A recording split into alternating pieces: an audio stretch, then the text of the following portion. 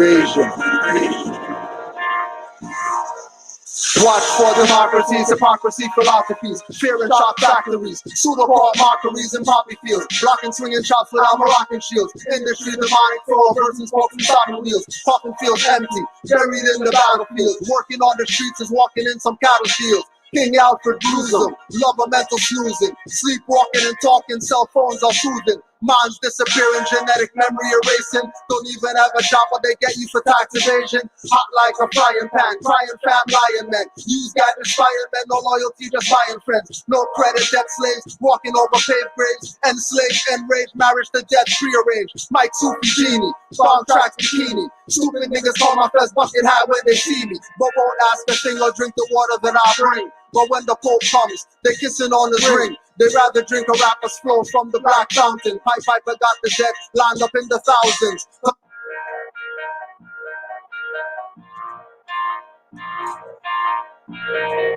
Invasion.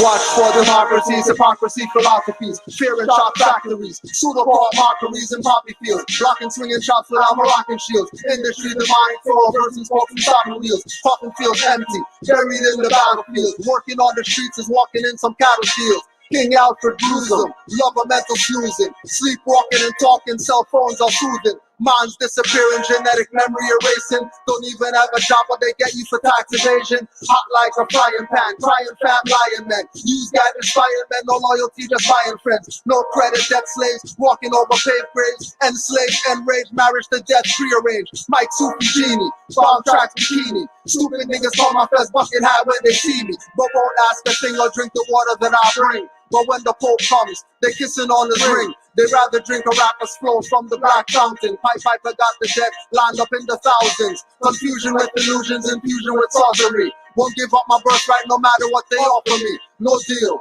Push the red button, I'm going home. Close my eyes, me Yasanel and Vendome. The fire that we put on home, make their wall shake. Islamism grand chic, not spelled like shake. Open minds, not scarred on when you enter my zone. I wouldn't call it murder when I snap the neck of my clone. Trying to escape with the Moorish temple charter. See the space the tartar, no making me a martyr. Sir, I am larger. Aura is my armor. When I plant a seed in man's soil, I'm farmer. Use the almanac, sorta like an almanac. Keep listening to sleepless hip-hop insomniac. Moorish MC, call me that acquiesce, don't fall back, just fall back. Any rapper after 95, all whack. Their flow just trickles like drops on icicles. Rappers need training wheels on their rhymesicles. Keep people's mind pickled in a lost realm. When it comes to Moorish MCs, I'm at the helm.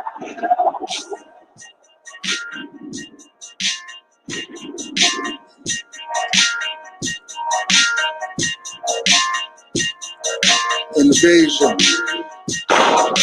Trying to escape with the Moorish temple charter. See the space the slaughter, no making me a martyr. You learn I am larger. Aura is my armor. Aura is my armor. Invasion. Trying to escape with the Moorish temple charter. See the space the slaughter, no making me a martyr. You learn I am larger. Aura is my armor. Aura is my armor. Aura is my armor. Invasion.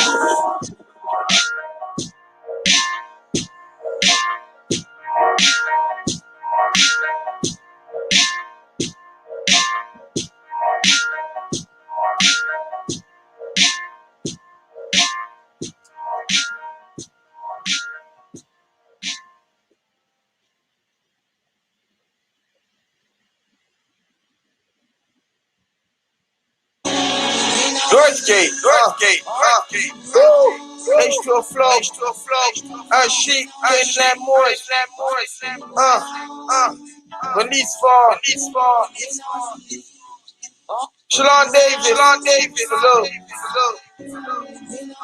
hot house, check it, they say they wanna learn, they only debate, referencing the truth, trust me, they only sound great, any nationality before you question my estate, I'm not a minority, why you so late, majority rules, here comes the test, fact, that's my hand in the form of a V on the chest, that's a womb that is blessed like a moon and a crest.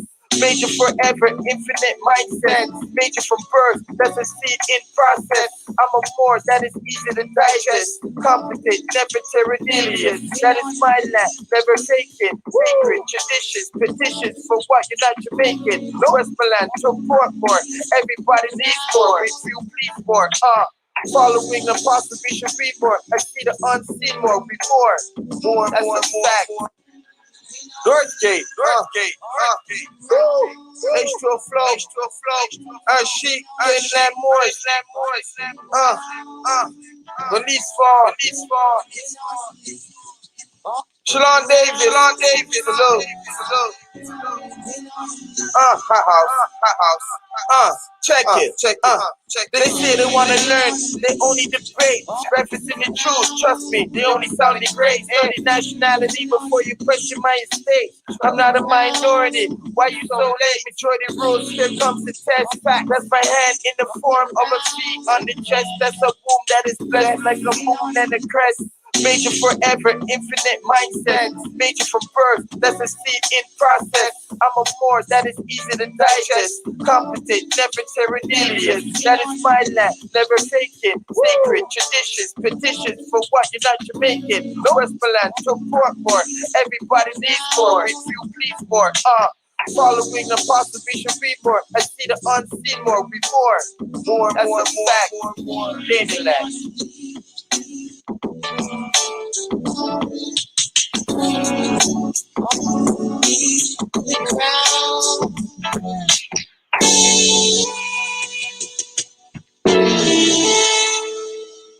They say they want to learn, complain classes are too long. Don't want it on a phone call, energy too strong. Get it from the wrong source, now they way off course. Think they must be Muslim and give up on all sports. Should give up the red meat, must give up on all porks. Won't be yelling harder when the bottles are uncorked. Eating with the spoon, use forks for tuning.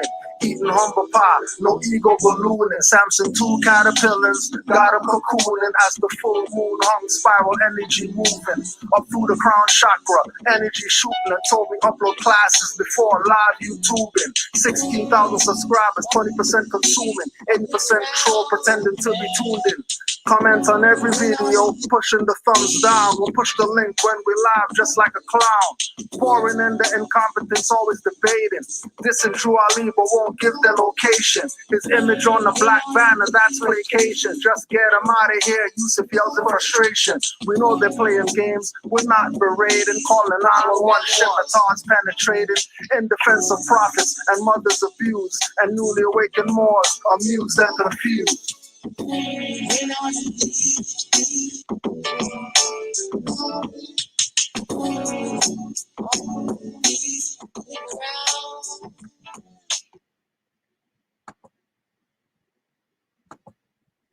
That's what most. Sir, what did it say there? It said the United States relinquished their jurisdiction of Morocco, right? Exactly. We can't take anything more from that. We can't start adding our stuff, but we can't also act like that's not there. Let it just be there, sir. And then now we go and we do what we do. If you can prove that in law that that it can work, then it works for you. But if you can't do it, then you might be treated unfairly. Yeah, but this Like only mentions ministries and councils forever. of the United States and venue of these of civil cases. It only relinquishes hold under the stipulations when it comes down to ambassadorial under that law. So explain ambassadorial. What do we? So when we say people that are coming from another country, other consulate. We're dealing with titles of nobility, right? United States cannot recognize titles of nobility or go into agreement with princes or anything like that, right? Based off Constitution, right? But so this is under the Council of Courts. This doesn't go. Okay. This doesn't fall totally under the constitutional right. When an American at that time would get caught in Morocco state that you guys want to call it?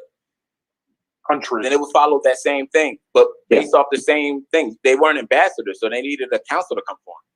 Because if they were ambassador, they get treated as a council. This is how international law works. That's all. It's like I know, but international law doesn't fall under the category of what goes on right now when it comes down to these issues. No, I'm over there. This doesn't go. Okay. This doesn't fall totally under the constitutional right. That time we get caught in what, Morocco state? Did you guys want to call it? Country. Then it would follow that same thing, but based off the same thing. They weren't ambassadors, so they needed a council to come for them. Because if they were ambassador, they get treated as a council. This is how international law works. That's all. It's like, I know, but international law doesn't fall under the category of what goes on right now when it comes down to these issues.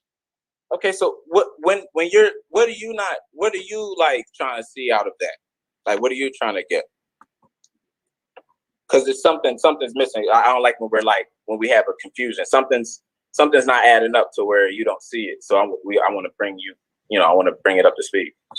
And what's not adding up for these modern Europeans that are in America that call themselves citizens? What's not adding up is that they're not from here. I don't care if you were born here. You're not from here. You're from Europe. So obviously international law has to apply because you're not from here.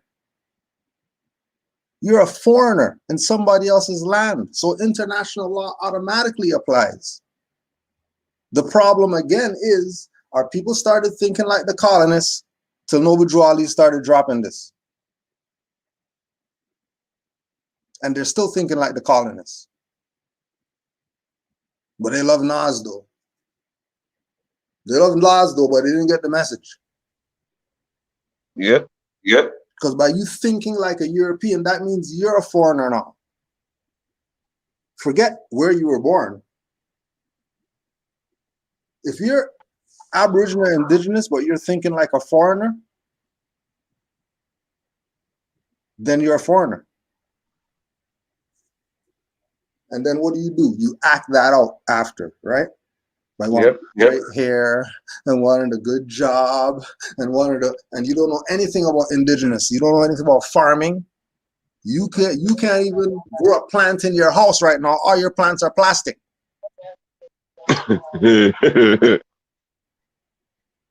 You're the conscious or whatever. All your plants are plastic. How come nothing grows in my house? The energy of the house. No, you're thinking like a colonist. So nature is abandoning you. Forget you abandoning nature. Nature is abandoning you. Islam more. Islam. Just to add on to what you're saying, not only does it make your thought process Eurocentric, it also makes you subject to whatever they say now, because you're willing to participate in their thinking. So now everything you have to do is subject to them.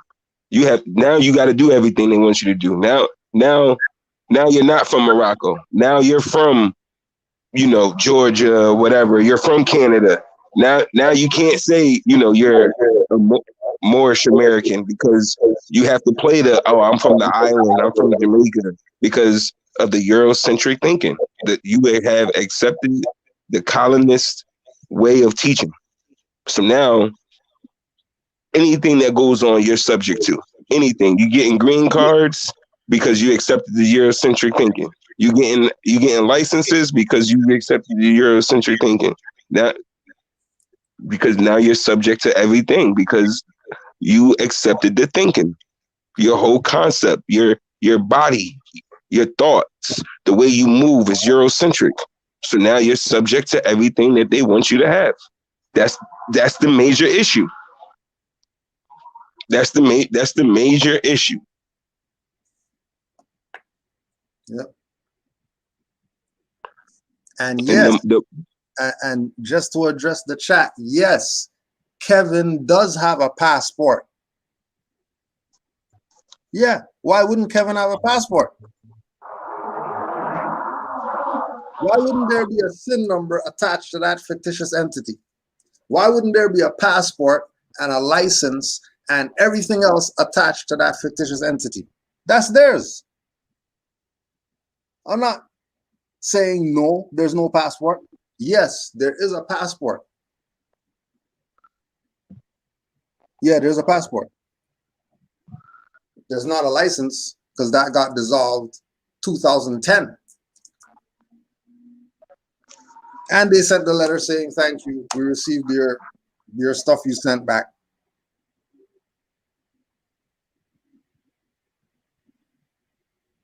Right?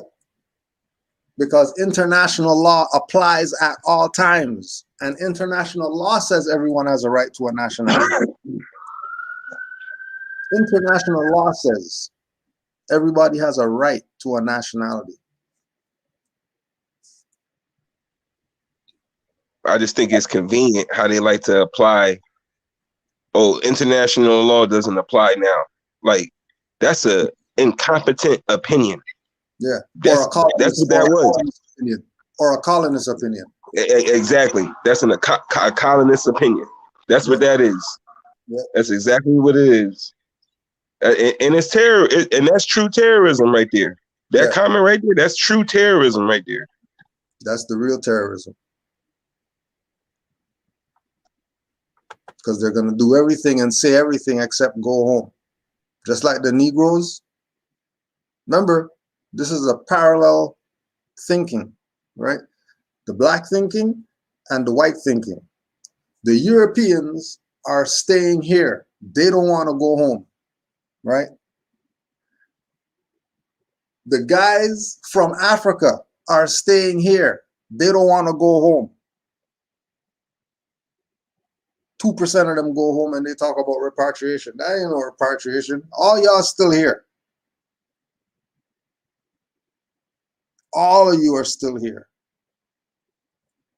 The few people who went back home doesn't mean everybody went back home. Stop the BS. Because all you slaves from Africa people are still living in America in the land of your so-called slave master instead of going back home. Why haven't you gone back home? Maybe because you're not from there. Maybe that's why in the UK. Yeah, and the UK Moors too. Playing that Africa crap. And yeah, you're indigenous to Europe. What are you talking about? Came from somewhere. Crazy. But yeah, let's get back to this before we get too far off. Based on the information so far about, as you would call it, a religion and everything of that nature, it's also being pushed on to... No, your homie called it a religion. I said a civic organization. Oh, okay, same thing. I'll go with that too. Okay, same thing. It's a religion, it's a civic organization. Okay. Yeah, but basically they're based on the same openings here, in a matter of speaking. Okay. What are you looking for? A lot of people basically have been stating that the majority of people that have been turning around and using this to an advantage when it comes down to the rights and responsibilities of the state that they're in the U.S., that they are null and void, and most of them have been trying to use something of this nature. You turn around and try to... See, I think that's what I keep saying this over and over again. The Moors who are doing things wrongfully, when somebody like me comes through and just putting stuff and trying to correct it, you're looking at the Moors who've done things wrong, like what, squatting and getting houses? That's where in the hell does it say the Moors are supposed to squat and get houses? Like, you can't find that nowhere in none of the Moors doctrines. None of no draw at least 2 pamphlets. You would think that these people know what to get out of 2 pamphlets. There's only 2 pamphlets. There's nowhere in there that says you're supposed to squat on houses. There's nowhere in there that says you can just, you could drive around a place and don't care about, your license. None of this stuff that people are saying to y'all is in our books. So I don't know where you're getting it from. The Zodiac I don't know where they're Constitution. getting it from. AA, what you just stated. I'm showing it up here on the screen, and let me get down to the Zodiac Constitution. Yeah. AA 222141. Go to the 6th article. Go to Article 6. Let's get this right out the way. Let's go to Article 6 right out the way. No, we're going to stop at another article first. I just got to find it. Okay. And then make sure we go to 6 so we can make sure we know what Moors are allowed and not allowed to do based off of what our Constitution Zodiac says. And if Moors are not following what he says in Article 6, do you agree to take that thing off of that dirty claim that you put on my name? In other words, if I show you in Zodiac Constitution where dirty Moors are breaking it, will you stop calling me dirty and just put it on the people who are doing the dirty shit? Sorry. Okay, can you read this? What's up on Okay, here? you're not being. Are you? Like I said, if I show you in Article 6, we're reading this first. Okay, so before Article you 6. read it, I'm asking you something. If I could show you in Article 6 where CMB literally obliterates any of these people selling packages and anybody doing anything opposite of what I'm talking about, do you agree to take the dirtiness off of me and just put it to the people who y'all are attacking about, selling the packages and stuff? CMB has been considered a dirty Moor. That's not what I asked you. I said if I can show you in Article 6 where he goes against Moors that are doing the dirty works, will you stop calling me a dirty Moor based off the things that the dirty Moors are doing? Okay, but it says right here, it says the lawmakers of the 48 state unions order cannot force the Moors base or else to pay taxes because taxation without representation is a supreme violation of the Moors' Zodiac Constitution, birthright of Islam. What does taxation without representation mean? Yeah, that shit goes on every day. Okay, let's go down. So you agree that people get represented without being, get taxed without being represented. You agree? Yeah, it fucking happens all the day. Oh, okay. Yeah. Oh, no, okay, keep going. With this As new long as infrastructure you know that bill. there's something happening wrong. Go keep going. Yeah. This new infrastructure bill that they just passed, that's basically one. Oh yeah, that thing. But like I said, would I go and just go to Walmart and start screaming with CMB's book in my hand, like, "Hey guys, look, the 14." No, that's stupid.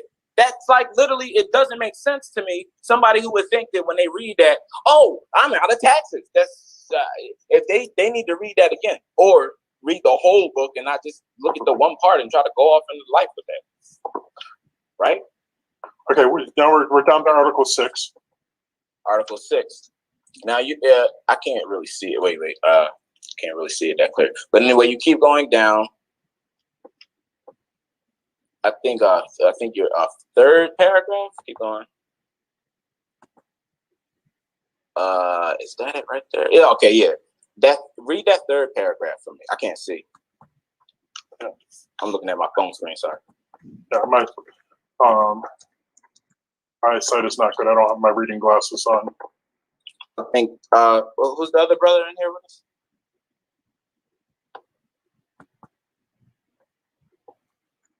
I'll try to read. I can't. Knowledge of the Zodiac Masonry, as shown in this Moorish Confederate Constitution, and also in my book Clock of Destiny, Volume 1 and 2, will prevent a Moorish American, he or she, from indulging in crime. They then would not have to appear in the courtroom to stand trial. Should a Moorish American who has this Constitution and book 1 and 2 indulge in crime, such as narcotics, robbery, forgery, prostitution, illegal whiskey or alcohol, illegal schemes, gambling, peace breaking, violence, disrespectful to the law of the city, and all that. Yep. So these people are going against what their own people said, whether whether you think they're dirty or not. The laws and what they said stands correct, and it's in the Library of Congress. So as a Moor, for you to break that, you're breaking your own law. I hate to break this to you, but the Zodiac Constitution is no longer in the Library of Congress. Okay, whatever. I never heard of a Library of Congress taking a book out of it, but if Moors that had the actual documents hid them, I've heard of that before. And so when you look at the regular numbers, you can't find it. But I got the actual copy of the thing being recorded. But I actually find the actual copy of the book. If you check out Taj Tariq Bey's son Hannibal Bey, he did a video on it that it is no longer in the Library of Congress, and I've gone through the Library of Congress. That's good for him. That's not my point, though. The point that I was making is that if you're a Moor and you know about that document, you believe that document, then you should be following that document and not robbing your people and doing any illicit acts, not breaking the city laws and all that stuff. You keep pulling up Moors that violate all of those things. and then say, oh, they're Moors. No, they're not. They're violating Zodiac Constitution. Article 6. Strangely enough, what you're saying that is the only reason why it's being brought up is because of the fact that they're using that as a way of leverage to turn around and cause issues. And it makes people that are actually turning around and going into that process and are doing what, like you said, you know, going by what you folks, you know, are believing and making you guys look bad. That's part of the reason why a lot of us have been wondering, you know, how can we differentiate between the two, because they're still using everything against you guys and making you look bad, but in turn making us wonder who do we turn to turn around and get the information that we actually need. Right, it's great because the point you just made is like that's the whole point I called right now. You got it. Like, but before we go there though, so what's happening is these Europeans know that what the Moors are saying is where it's at as far as North America is concerned, because they're not trying to go back to Europe. And if they have to live here under U.S. corpse or under the Moors, I bet you they'll pick the Moors.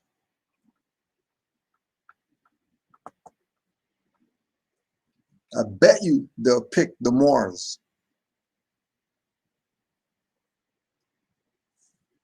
These Europeans, remember, they have nowhere to go. So all they're looking for is recognition. If they take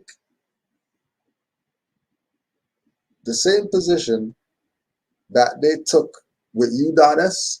and they take that with the Moors, that's where they're trying to get to. Because remember, this who's talking right now is not the presented Moor hater calling out all these different Moors. This is one of his boys who's in the back that they probably been studying this info. Like, damn, I checked this stuff out. All this stuff that Tashu is saying, this stuff is real. All this stuff that Cujo is saying is real.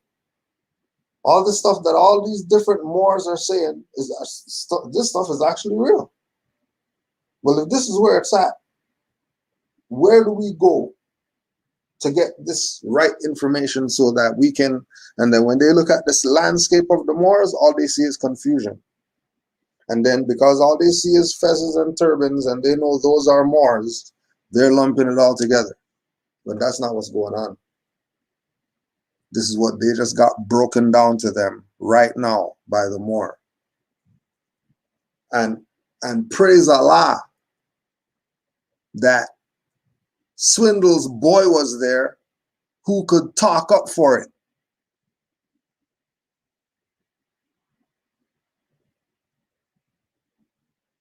Swindle's boy who had a mic so he can talk to actually put it on the record.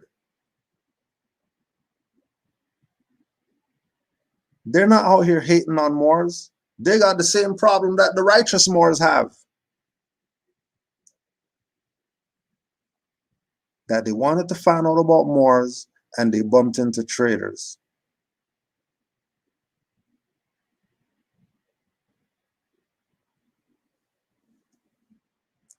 It's crazy. There's a lot more. Islam. Yeah, I don't know if you got anything right now. Yeah, it's just a lot of truth and falsehood strangely mixed, I would say, because at the same time, they both know that the Moor is right in everything he's saying, but at the same time, they don't want to go back to Europe, but it's gonna kill them to be underneath. You know, like the Moors are being, very arrogant with it. They're not gonna want to be underneath Moors like that. It's just killing them that they're gonna have to be subject to the Moors. Like that's what's really bothering them. And then the Moors can show and prove. So it's like they know, like he just said, taxation without the representation. That was like he was like that goes on every day, and I'm like, so what's the problem? Yeah. Like, if you know that that's wrong, and if anybody has that in their constitution, like, yo, you shouldn't pay taxes, why is he using that to prove anything? Like, I was confused by that. Like, how is he using this to prove anything if he knows in itself that it's a correct law to have, Right. you know, not to pay taxes without representation. Like, so they even kill themselves with, that's why we always been saying for a while now, just let them talk. They're going to kill themselves. And that's exactly what the Moor let them do. He just kept letting them talk because they're going to keep it, and they just sat there and hung themselves.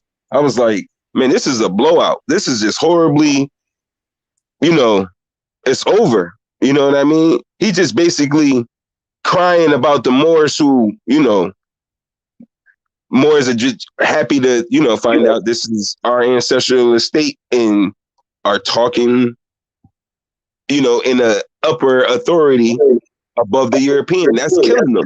That's killing them. That's really killing them. You know, like, and I see that, I can hear it in their voice. Like, they're not debating no more. They know he's right. They just keep going on to the next thing. Yeah. And that's why it's a blowout. It's like, okay, he completed that one. So let's go on to the next one. Yeah. Yeah. Right and exact more. I just pulled it back again so we could get that part again. You know, how can we differentiate between the two? Because they're still using everything against you guys and making you look bad, but in turn making us wonder who do we turn to turn around and get the information that we actually need. He did a video on it that it is no longer in the Library of Congress, and I've gone through the Library of Congress. That's good for him. That's not my point, though. The point that I was making is that if you're a Moor and you know about that document, and you believe that document, then you should be following that document and not robbing your people and doing any illicit acts, not breaking the city laws and all that stuff. You keep pulling up Moors that violate all of those things, and then say, "Oh, they're Moors." No, they're not. They're violating Zodiac Constitution. Article 6. Strangely enough, what you're saying that is the only reason why it's being brought up is because of the fact that they're using that as a way of leverage to turn around and cause issues, and it makes people that are actually turning around and going into that process and are doing what, like you said, you know, going by what you folks, you know, are believing and making you guys look bad. That's part of the reason why a lot of us have been wondering, you know, how can we differentiate between the two, because they're still using everything against you guys and making you look bad, but in turn making us wonder who do we turn to turn around and get the information that we actually need. Right, it's great because the point you just made is like that's the whole point I call right now. You got it. Like you get my whole frustration because you see it. Like you like, damn, if they're saying that, then why are these people doing this? And they're pushing this shit to where they're like, wait. It's confusing. If you say that number, I'm thinking you're squatting. But in that book, and then now you would think that's why they hid it. So no more can go find it. It's against the law to do what they're doing. So they hide it in the goddamn Library of Congress. It makes so much sense to me. Because I've seen the these people are up to. Go ahead and hide the book. So now if I try to send them more to go ahead, War. It's just, and another thing I'm gonna notice too, now after this, after he, like, to me, it's like, so anytime they're confused about anything, just contact this Moor. Right. Like, you don't have to go on any Moor's other platform and start saying nothing, starting trouble, nothing. Just call this Moor. Yeah, email this Moor right here. Soon as you start, just email him. Soon as you start thinking, getting ideas, just call him. As soon as you're confused, call him. He'll set you up with what's going on. Because obviously, they're admitting that they've been confused. They've had it all wrong. Like, they're admitting that right now. Yep. That they weren't looking at it right. And it's being admitted in silence. Yep. Which is crazier. He said it. He said, we need to know who to get the correct information from. Well, as soon as you get confused, email this Moor right here. Whatever you need. You'll get the correct information. Yeah. But that's again. But this is a video that's coming from a couple of days ago. They still coming in the Grand Sheet chat talking crazy. That's how you know. And then those ones need to go talk to these ones who know the more, who set them straight. Don't be in our chat talking crazy. Go to your boys over there. Go to your boys over there. Right? Swindling those boys who know Kasir, who put them on to how this stuff really is. So don't come over here thinking that you being over here, you're trying to whatever. Nah, Swindle knows Kasir. They were on the same platform together and they agreed that taxation without representation is a fraud. Both of them agreed that. Mm-hmm. They also agreed that there's Moors who actually have the right information and there's Moors who are out here to cause confusion. Yep. And they've been falling for the Moors causing the confusion as the legitimate Moors. And then looping the legitimate Moors in with them because all of them wear turbans and fezzes. When there is a separation. So we might all wear turbans and fezzes, but trust me, all Moors are not the same. All Moors are not the same. Get it or send one of y'all to it. It makes me look like I'm just saying stuff. This is what these dirty Moors been doing since the 30s. The same exact scheme, same thing. Philadelphia Temple. They went. Never mind. Like it's a lot of stuff, but yeah, it's a lot of stuff that happened. But you know, people like me, I'm just like, what the hell? Like I guess when it comes to this type of situation, y'all need Moors like me that are going to lead y'all in the right way and not steer y'all no dirty way like that. I'll come and I'll defend myself against any of these Moors, Temple Moors, whatever, because a lot of them is wrong too. And I won't put y'all into the way of it. Like hey, these guys tough. No, it's gonna be just me and whatever that dirty Moor is saying. Because I don't like how y'all is getting confused. Because after I talk to y'all, it don't really seem like y'all don't have bad intentions. Not that I can see, right, from this. But from what y'all dealing with, that's where it can seem like y'all have bad intentions because of the Moors y'all looking at. So it's just crazy. Okay, who do we just have pop on? They're mute now. Hold on. So I was looking in the Library of Congress website and I just typed in Zodiac Constitution. Yeah. Nothing. Yeah, see, when you keep dealing with websites, that like the website online is a dead zone when you're trying to find Moorish knowledge. I keep telling you. Yes, you are 100% correct. Thank you. So that's where I have a problem trying to find history, and you keep going and you look on and it's just like you find a page that's from Taj Trick Bay, then you find another page that's from Ali Baba El Camino Bay, then you find another one that's from Hannibal Bay, then you scroll 5 or 6 pages down, then you start finding the real history of the Moors, and it's like, and I got a problem with that because it's like. To me, that makes it like a religion. It makes it like a little play game thing. But me, I'm a Moor like by blood, and it's like so when I see that, I don't consider myself, an internet Moor. But some people like that stuff. They like having a group on the internet and everybody. To me, it's more personal than that. If you really are this by blood, then why are you so worried about everybody calling you and looking at? All of this stuff is crazy to me. I never heard of people being so infatuated with their bloodline to where they would look at somebody else who don't agree with them, that looks like them, and say, "Hey, you're black." What? That's not the point of this. That's not the point of this. It went way out of control. Because I heard y'all talk about that too. Like Morris is like take the knowledge and I'm smarter than you. I'm not black and you're not. You're not white, and all of that is where we. But they're calling themselves white now. Right, that's weird. No.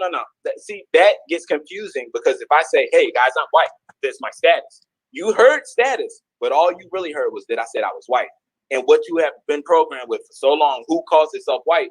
I'm like, wait, this guy with this fez thing on and he's saying he's white? That's confusing.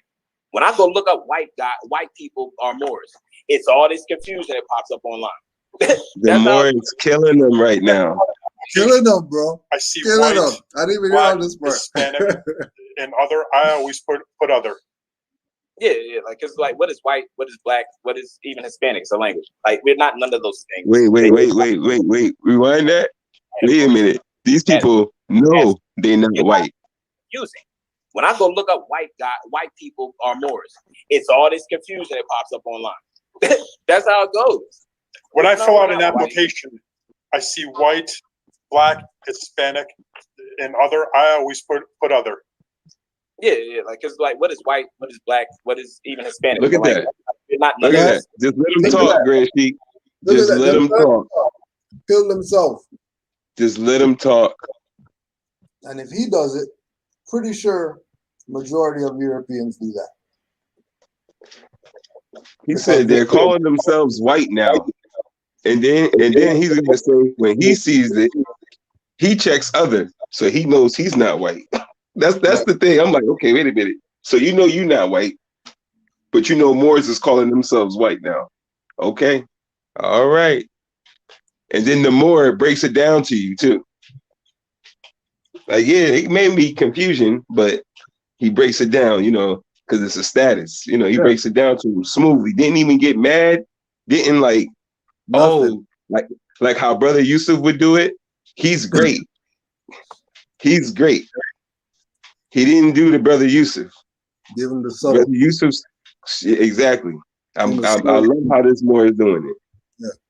He did it like the pressure point 30 days later. That's when you get it. Because he said exactly what I would have said, but he said he just got to say it, and I'm like, Dad, he said it, and they agreeing. Yeah.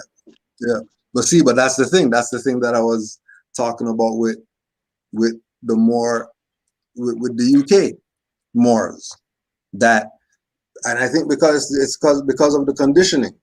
So the more that they're conditioned, the subtler the message has to be to them for them to get it.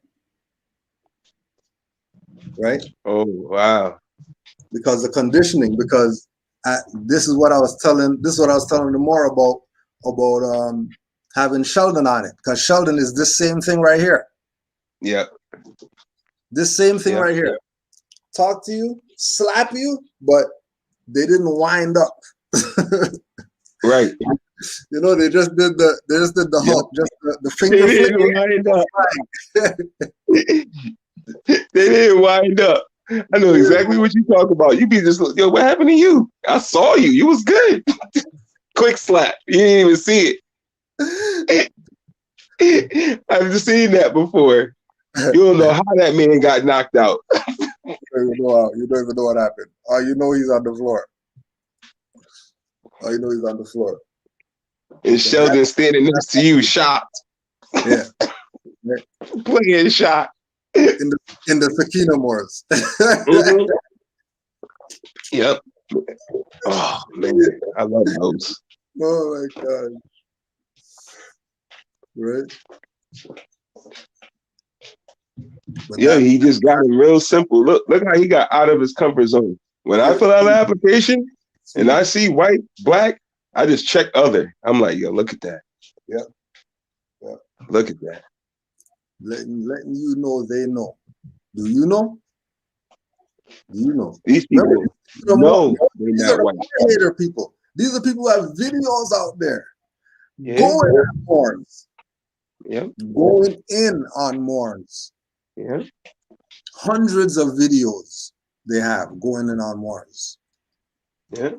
Now when the smoke clears, when the dust settles, you're gonna see which Moors they were talking about.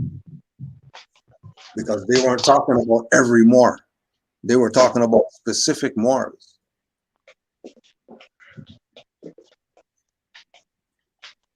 Crazy.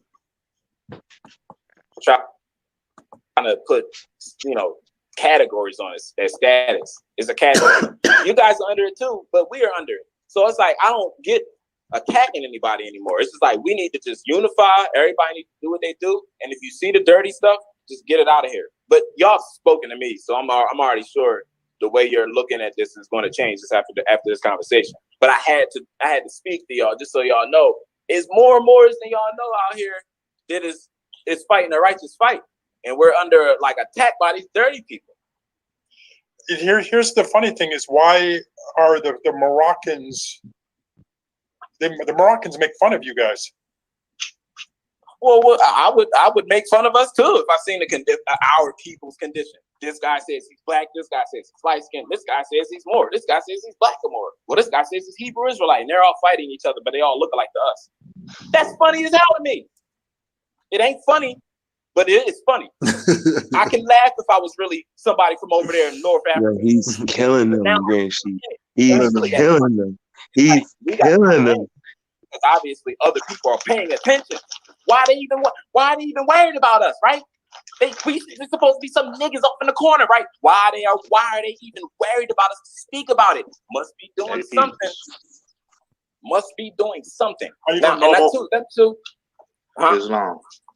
Oh yeah, Islam. Hey, I wanted to know what temple you represent more.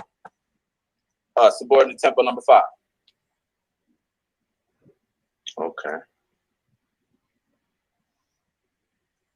Where's that located?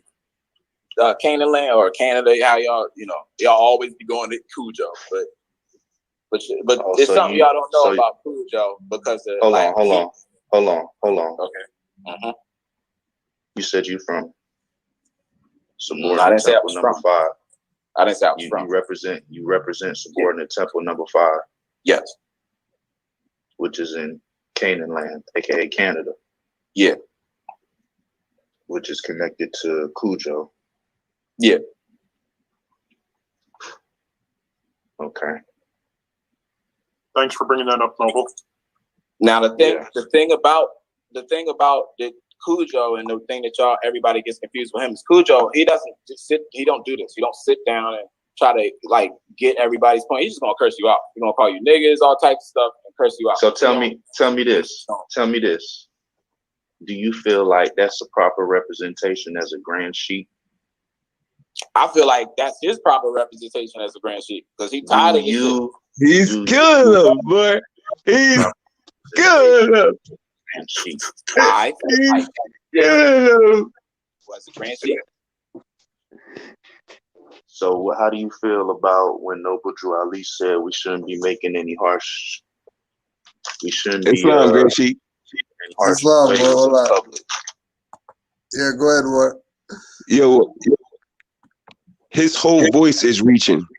His tone is reaching. Killing them. Just 1,000 cuts, bro. 1,000 cuts.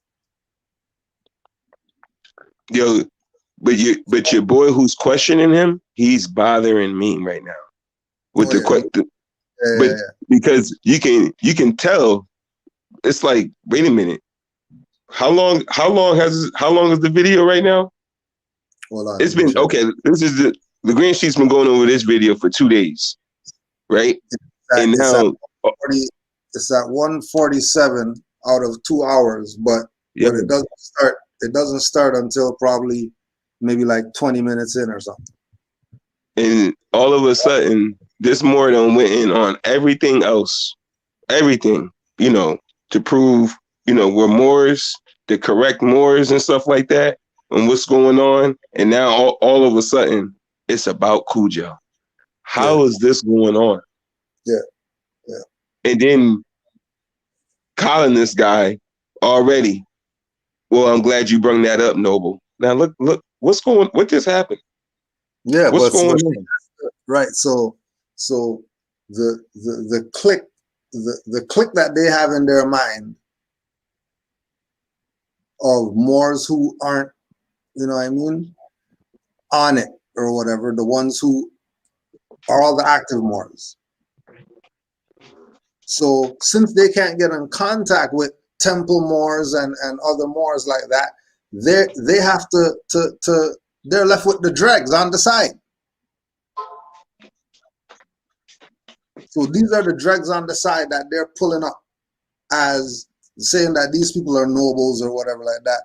But then I'll call Cujo Noble, who been doing this for this long at expense. You don't make no profit in this. You don't got any Bugattis and stuff like that over here.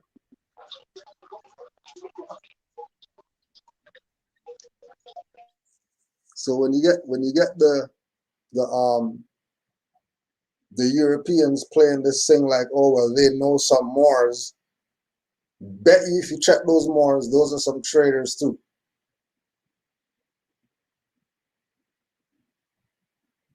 Because majority of them are, not all of them, but majority of them are some scalawag Moors on the side. Got nothing better to do than causing more confusion. Because they don't have the guts to stand up or whatever.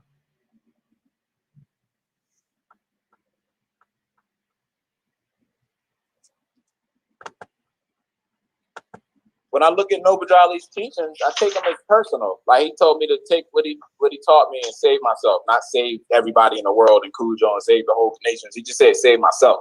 So when I take the Prophet's teachings, I got them just to myself. But I don't judge. So you don't hold. So whatever you don't hold. Article 3. So you don't hold any other more accountable. Yeah, for the actions that they present. Of course, yes. If they're going against our bloodline, we gotta hold them accountable.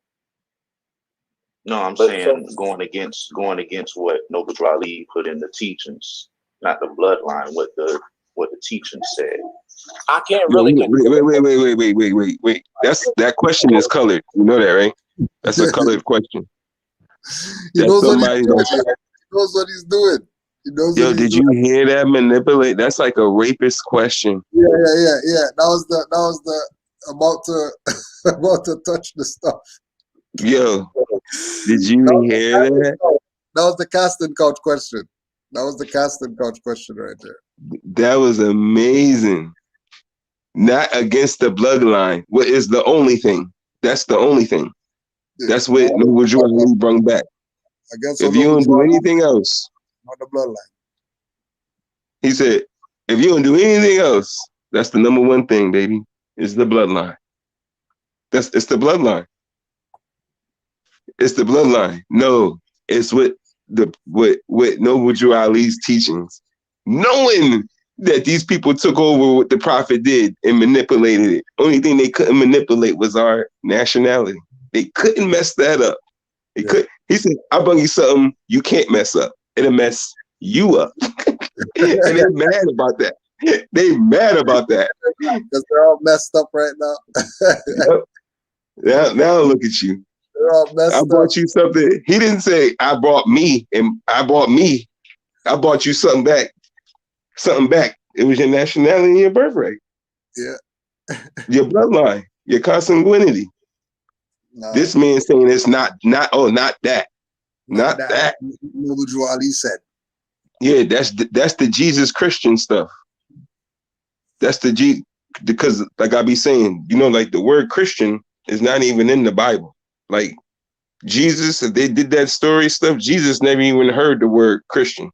So like, even if you can't play that game, that's church game. That's following stuff. That's not bloodline nationality. Like that video you showed years ago. Remember the brother? I don't know. He was in the woods somewhere. He was carrying his mother through the woods to go wash her at the river. Remember that? Remember that video? I can't remember that one.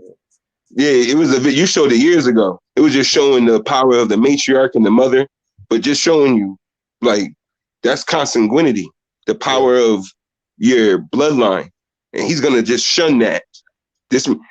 We quick to put our family in nursing homes. Come let some strangers come take care of our families and stuff like that. These people out there in the woods wrapping their mom up in buns and stuff on their head, carrying them to the river to wash them, and then bring them right back to the house. That's the power of you don't let some strangers come take care of your consanguinity. That's not what you do. Or drop them off at some storage warehouse. Like that's what's going on. That's what we do now. But he shuns that and says, no, Noble Drew Ali's teachings. And then if you ask him what's the teachings, what he gonna say? He gonna start trying to target stuff that Cujo do wrong. He not gonna say nothing else. Yeah. And he's not really gonna say, yeah. And nothing else. You know what I mean? Prove your works. We got since the 90s, we could show work we've been doing. Before Moorish, whatever. We were uplifting fallen humanity.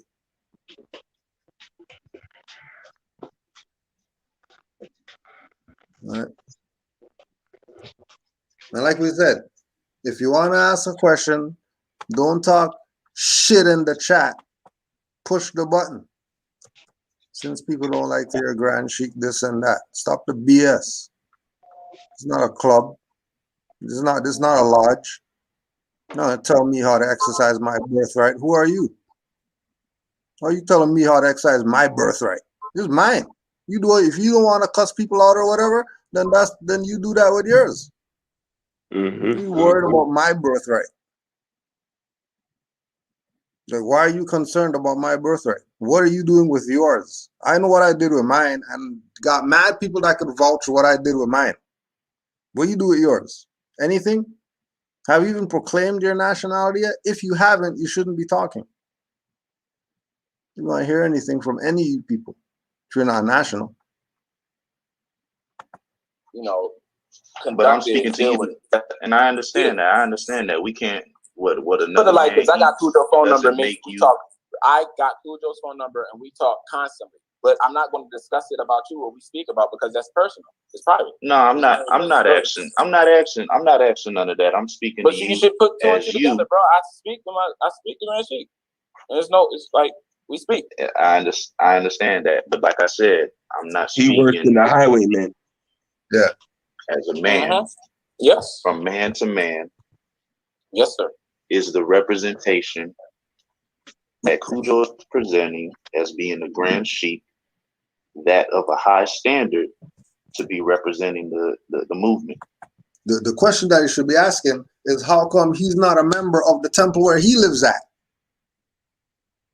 How come he's a member of Canaanland temple? Why is he a member of temple in Sheikh Mexam? You think he didn't go to them and see, hey, let me see how this temple is or whatever? Why is he going all up into the north? Why are any of these Moors who are members of our temple that's not in Canaanland, how come you're not questioning the people who have a temple where they're at, but they're not a member of them? Grand Sheik, that is the question. That is the question right there. That's it. That's that's crazy. How come he didn't ask him, yo, what made you go all the way to Canaanland? Like that's regular. That's regular. That's just like like as somebody new, like, well, you here? Why would you go all the way out there? Like I would just regularly ask that. I would just ask that. Oh yeah, I went to Chile and I got these mangoes. They were so great. But you live in Canaanland. Why are you going to Chile for mangoes? Can't you get them there? What is it about these Chile mangoes that you got to go there to get them? Fly, swim, boat, whatever, it doesn't matter. Why? Is the question you should be asking. Why Canaanland? Of all the temples all over, temple down the street from his house, he's not a member of that. He's a member of a temple where he can't even make the meetings in person. Oh, that's great. Yeah, I'm very like when you said it, Grand Sheik, I was like, wow, like I can't believe I didn't think of this. Like it was so simple. Like, wait a minute. Why are you all the way? Why did you do that? Why? Because that was the reason. That's the reason why a lot of us Moors are representatives of the Canaanland temple. Like because we all looked for the temples around our jurisdiction, found out they either weren't around or they were selling out or they done turned it into a strip club or something like that. We've seen those too. And it was just crazy. Great. And he didn't ask none of those questions just because he wanted to talk about Cujo. Just like, that's crazy. That is crazy. Now that right there. Then you got to ask now, why is it personal with these people? How come it's not about the movement now? Yeah. Like, why is it personal? I don't know these people. Who are these people? Who is he? That it's so personal that Moore's having a discussion with some Europeans, figuring some stuff out. And here he comes bringing up Cujo. Yo, it was the weirdest thing. Cujo says swear word. Oh my gosh. He's the dirtiest Moore ever because he said the swear word. But Moore's raping women and all this type of stuff, that's not dirty. They could go have their platforms still. Moore's having shootouts and all that stuff with people on highways and all that. They're cool. Yeah, I'm getting frustrated, man. This is getting because whatever they want to do. But Cujo can't say shit. And if he does, oh my God, he's a violation of a Grand Sheik. Oh my gosh, there's no way that he's a Grand Sheik because he said shit. It was personal. I had personal conversations. You said don't. Like, what are you people talking about? It's not Grand Sheik. Yeah. You can hear me? I think I was cutting in and out. Yeah, we can hear you. It's frustrating because he was saying how he was personal, like he had he was personally on the phone with you. It was a personal conversation. You know what I mean? He's always on the phone with the Grand Sheik. These are personal conversations he has with you. He don't want to go in on that. And he's still making them. He gonna interrogate him like the Spanish Inquisition. Like, and you still gonna try to manipulate this man to answer your question. Like, that is crazy. No, I'm saying man to man. Like, brother, you're manipulating. Like, he done told you 2-3 different times, no, he's not going in on that. And you still gonna try to make him answer that question. Like, what's going on, man? That's not, when you're supposed to be from the so-called the hood and whatever, like, you're supposed to be like, oh, I respect that. Okay, I'll leave that alone. None of that occurred. Mm-hmm. None of that occurred. He didn't do the, oh, okay, I understand, none of that. None of that. He still went in. What is that, man? That's an agent, ain't it? That's highwayman activity. That's crazy.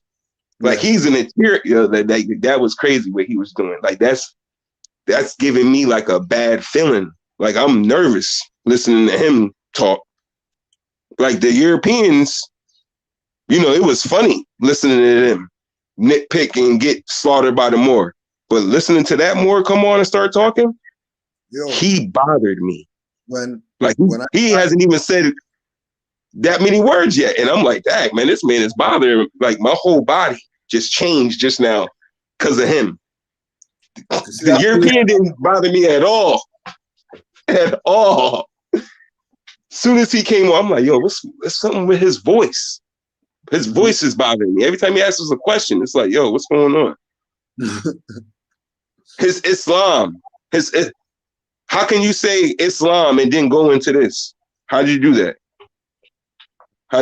His Islam and then went into all disrespectful questioning and stuff like that? Like, it's real weird to me. It's weird. It was very weird what just happened. Mm-hmm. Because it was like the European was in the corner, the Moor was killing them. And then he saved them by throwing this monkey into the, throwing this, you know what I mean? Like, the Moor had them on the ropes. They was hung. We was about to light the fire. Everything. It was over. You came in here and saved the day. Look at this. Look, here is the Moor again. Always throughout history. Yeah, sliding in from behind with the chair.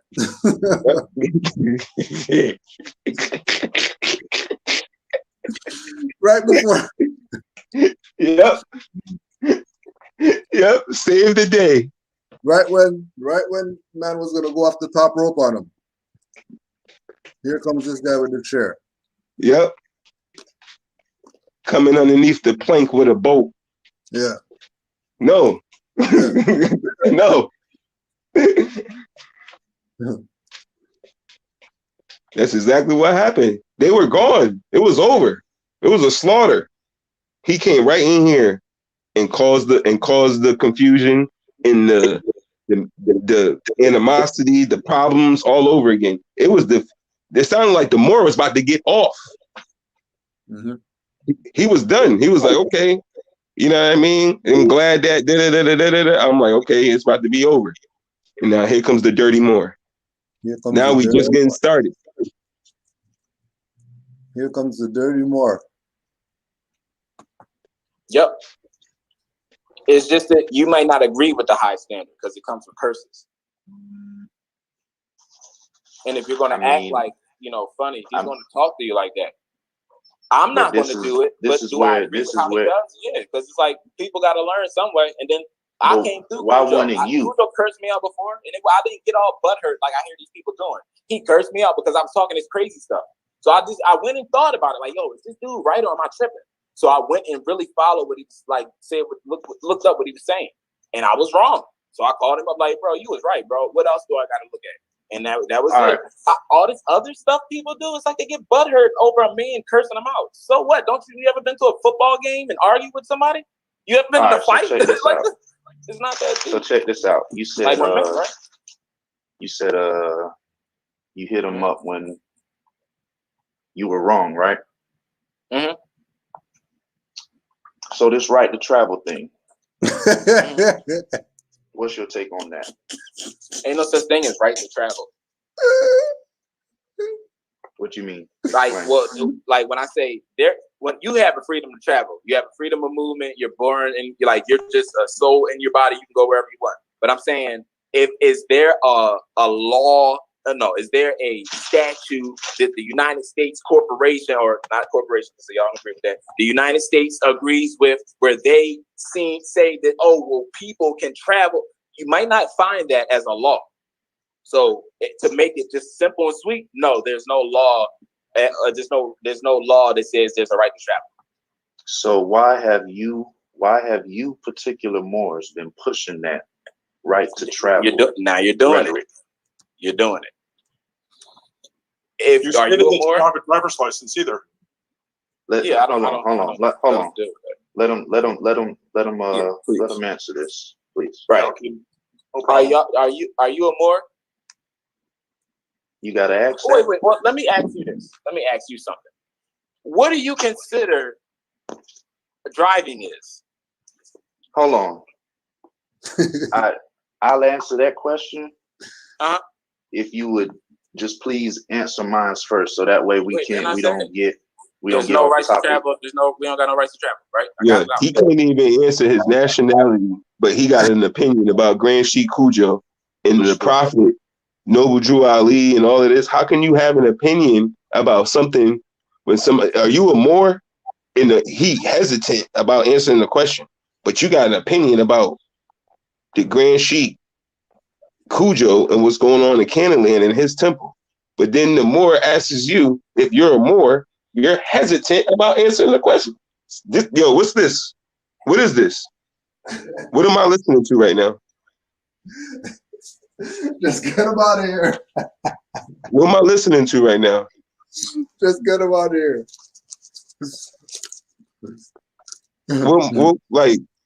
What am I listening to? I don't even get it. I don't get how that could be. That's confusion. That's confusion. That's Negro guy coming in here talking about Moor's business. Yeah. You're a Negro guy. You're stateless. Anything you have to say means nothing. Didn't even say his nationality. He wouldn't even say it, Grand Sheik. He wouldn't even say it. But said all it. I thought it was a more. Like, oh, okay, this got to be some more in some other temple or something like that. Because the first question he asked was what temple he represents. So I already, and I shouldn't have assumed, but I assumed he was from another temple asking that question. Yeah. Islam, brother. Oh, Islam. Islam, brother is. Islam, brother is. Islam, mi hermano, brother Yusuf Granecki. Yo, this is crazy. Crazy. I watched this video. Well, I heard it the other night while I was at the hospital. And for a family member, showed that things happened, which they were. This got me heated. I pulled the Yusuf on the floor at the hospital. Crazy.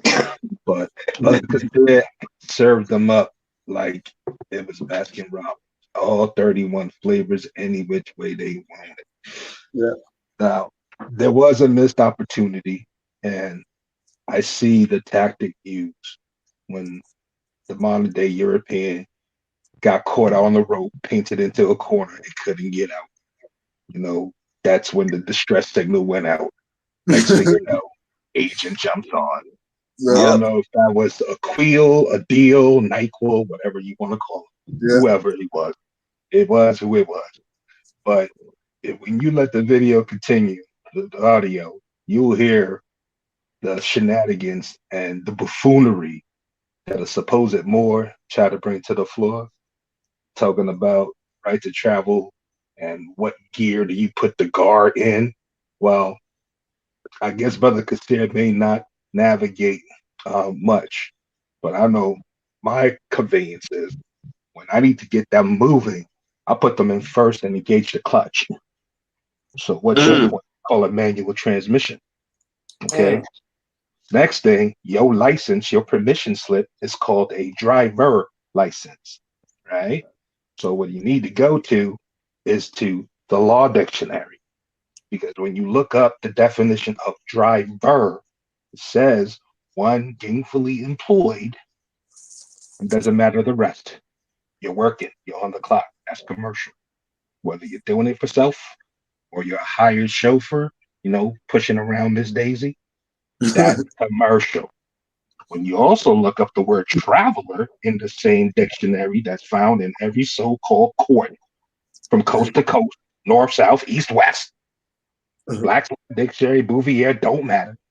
When you look up the word traveler, it clearly states one who's passing through, passing by. That's it. That's the difference. This is why we're sticklers on the words. If you don't know how the difference between connotative and denotative, then you're caught out there. You think it's nitpicking. You think it's someone trying to play word games. But there is a game. The game is being played is not just on any Moor or anyone riding the fence about their bloodline. It's even the modern day European. Know why? When I read those definitions in Black's Law Dictionary, it does not say you're a driver if you're melanated, or you're a driver if you're less melanated. Get it? That's how you got robbed. And in fact, I would have asked all those modern day Europeans on the line, and I'm including this fake booble, not even noble, on that called up last on the call, would have asked them, hey, what was the whole purpose of the Boston Tea Party? Anybody know? Just hanging out because the Celtics won? No, I'm talking about the original Boston Tea Party. What was the whole purpose of that incident occurring? Doesn't matter who did it, whether it was modern day Europeans with burnt cork put on in blackface, trying to dress like a noble, or whether it was actual Moors. What was the whole purpose of it? The purpose, no taxation without representation, right? That was supposedly what they teach you in the indoctrination system, the whole beginning to the American Revolution. right? No taxation without representation. Fuck happened in 1933? You got the Fed, didn't you? So you're getting taxed, aren't you? You still think you won the American Revolution? Or did somebody come up with a better plan on how to sneak it in to get you to go along with it? And before some mundane, lowbrow troglodyte comes up on here talking about, well, we need the taxes to do XYZ. Go read the Act of Congress 1871. If you forget it, go read the definition of free white person, because it opens up in Black's Law Dictionary, 4th edition, reminding you of it. That's when the Constitution got swapped. The one for and the one of. Don't know the difference? I have a gift. It's of the McClellan clan. I have a gift. It's for Yusuf's clan. See the difference now? One was given as a gift, the gift of civility, civilization. The other was an op. You're still living under it. People still think, and I don't care if you're more new or if you're modern day European and Haiti. This goes to all of you. Because the prophet came, he came with a universal message. With that universal message, you are going to be taxed to death. And as long as they keep us arguing between, that's not a flag, that's a banner, or there's no law that says there's a right to travel, and you're just playing schematics and word games. As long as y'all playing that dumb crap, guess what? Everybody's still getting raped. Because somebody's ancestors that look like modern day European, if they knew what was going on, they rode with the plan. Why? It's like a sandwich. You ever make a sandwich and it falls on the floor by accident? One side of that sandwich is on the floor touching whatever's on the floor. The other side's up in the air. So it's a clean side and a dirty side, or a shittier side. The so-called sleepy Moors got the shittier side from the gate. From the gate. And I ain't talking 1619. Okay? I'm talking 1800s. Late 17th. The clean side, though, the side that someone could try to save because it didn't touch the floor. Well, if you let the sandwich just sit on the ground from 1871 to 2021, the whole sandwich turns to shit. And guess what? If modern day Europeans, I am speaking to you right now, if your so-called family had farms, houses, cabins, great-grandpa Pop was up in the mountains making moonshine or what have you, and that property got confiscated for non-payment of tax, congratulations, you the new Negro. Welcome to the party. We've been trying to warn you, and it's only going to get worse from here. This ain't the worst of it. You're just getting a taste of it and just barely opening your eyes to see the truth. And the craziest thing, it's the craziest thing. You got the you got the actual definition of a black man calling themselves what they're not, white. And the legally defined free white person thinking they're black. Marinate on that for a bit. And when you figure out what it is that I just told you, don't come back at me going, "Oh my God, are you Jesus?" No. Take whatever the hell it is that you wanted to give me, put that on buying a book. Get off the internet. Go buy books. Because everything that any true noble Moor has told you, you'll be able to find it not just in today's history, but in yesteryears, yesterdecade, yestercentury, yester eon ago. And at that point, when you find that for self, man knows not by being told. It becomes you.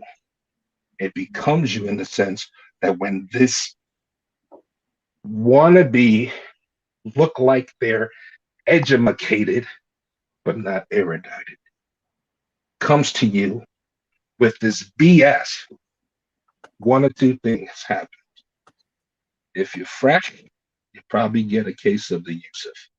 You're going to get frustrated. It's okay. Let it out. You got your verbal sword. Slice, slice, slice, slice. You know, be a little gangster if you want to be. No beef. Go ahead. But after a while, when you realize it's not about this so-called instant win the battle, it's about winning the war.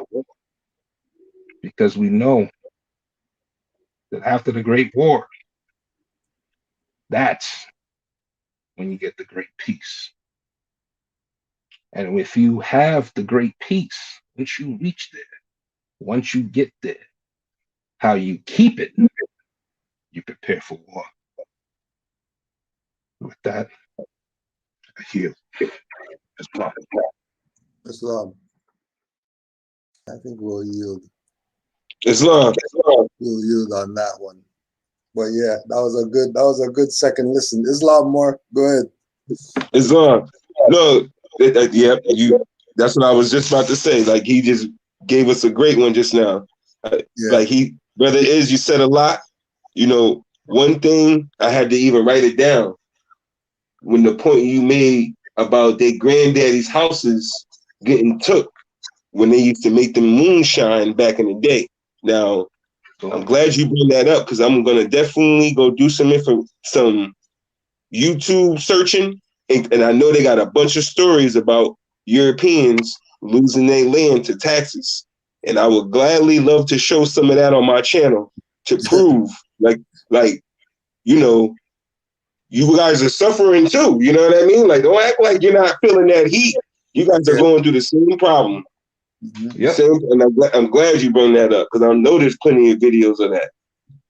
Because people don't put two and two together, brother. Yeah. You know, they don't see what's right in front of their face because they're that far distracted. They're either kept on a treadmill, the little hamster wheel called a job, working 40, 50, 60 hours to try to make ends meet, and the end still ain't meeting because it just went further and further away. But they don't take the time to go, hold on a minute. If taxes ain't starts in 1933 with the Feds, if there were parks, quote unquote, Seneca Village, which you know, and when I say you, I'm speaking to those that are listening, that you may not know is now called Central Park in New York City, was one of the last Moorish villages to be eradicated. Yep. Then you got a problem. So if we want to speak to modern day Europeans, this swindler guy, whatever, it's all in the name, right? This swindle guy wants to ask questions to validate that whether or not you're a Moor. And the question that he's fishing for is back when the trades were being laid in the 1800s, there was two Moors. Can you name them? Okay. You want to play that game? Let's play that game, swindle. All right. So you call yourself white. Okay. And if there's a white race and you can't tell me where Whitelandia or White Anola is at, that means all you white whatevers are the same. So you are the same as Charlie Manson. You come from the stock of Adolf Hitler. Matter of fact, you said your mother hails from Italy. So that means she's directly tied to Mussolini. You see how that works? I could pick negatives all day. It was you who came up with the quote unquote modern day nuclear bomb and actually had the audacity to commit a crime against humanity. And not only that, because you did it, those who took part of it are now supposed to be rewarded as American. FOH. I can still read. Noah Webster's 1828 First English Dictionary on the goddamn planet clearly states American, one of the copper tone races. And yeah, I know that's colored. One of the copper tone races found here by the European. So how the hell did the European now all of a sudden become the copper tone races that were found here? Baffles me every time. Islam, I do. Islam more. Our next stop. This one's gonna be a lot. So brace yourself. Brace yourself. Real quick, Green Sheet. Yeah, more. Quick question. Like why do a lot of your majority of Europeans play the game of the fact that they were born here, so that's why they're Americans? But yeah. Right? But then, okay, when they play that game, you know, when we ask our Moorish brothers and sisters who are from the island, or, you know, like, okay, so I'd be like, what's your nationality? They'll tell you that they Jamaican, even if they was born here. Like, they don't play that. They don't do that. Oh, I'm American. They're gonna say they're Jamaican because that's what even though they was born here. Like nobody else does that. Even Chinese people, you call Chinese people, you ask them their nationality, they're not gonna say they're American, even though that they was born here. They know they're not American. They're gonna tell you their nationality. I don't get why modern Europeans all over the planet, everywhere they go, they think because they was born there that that's where they is. Islam. To camel back off that point, let's say it slightly different. The exact same thing that Brother Yusuf just stated, but let's use a few legal terms. Okay? Naturalization. They claim American, they go straight to was born here simply because they are, whether they want to agree to it and admit to it on public or not, the world knows they are the true anchor babies. You know, when you turn on some quote unquote GOP related news stream, they're talking about people coming over, birth tourism, fly over, give birth, and then get the certificate, bounce back, or you go back and forth, dual citizenship, yada, yada. It's the same thing. They have to state off the bat, well, I was born here, because they know being born on the land gives them a fictional way in to claiming the corporate citizenship as being an anchor baby or naturalized. But it still does not make them a national. Islam. I love how you said that, man. I love how you said it. Islam. I didn't say it. Cujo said it. Cujo said that 9 years ago. Yep. We just been around that long. Where everybody else been? How come they don't know it? How come Swindle ain't not pulling up that video? All right. Oh, because that's not the agenda they want to push. Mm-hmm. It's crazy to me how they want to go back to quote unquote JFK assassination, and it all started from there. Hey, I'm sorry, I went through the indoctrination system. They only told us about 2 presidential assassinations. JFK was one, but the first one they talked about was Lincoln. How come you're not going back to that? You want to go to Lincoln freed the slaves? Had nothing to do with the whole Emancipation Proclamation. Lincoln freed the slaves 10 years before he became president. Huh? Tell him more. Lincoln freed the slaves 10 years, a decade before he became president as a lowly lawyer. How? William Dungy case. Read the closing arguments. It's all right there. It's on public record. That guy isn't, of course. But with truth, you can't be buried. Sooner or later, it's going to peek out. And when it does, the light shines. So now you got to take the heat. Because what you try to do in the dark, you're going to still try to do that in the light. Well, now the planet is looking at you. Literally, the planet. Because the whole planet shut down because of it. Where do you think this whole COVID crap is coming from? Why do you think there are certain modern day Europeans who were with that plan that are now trying to talk about adrenochrome and baby sacrifices and yada yada?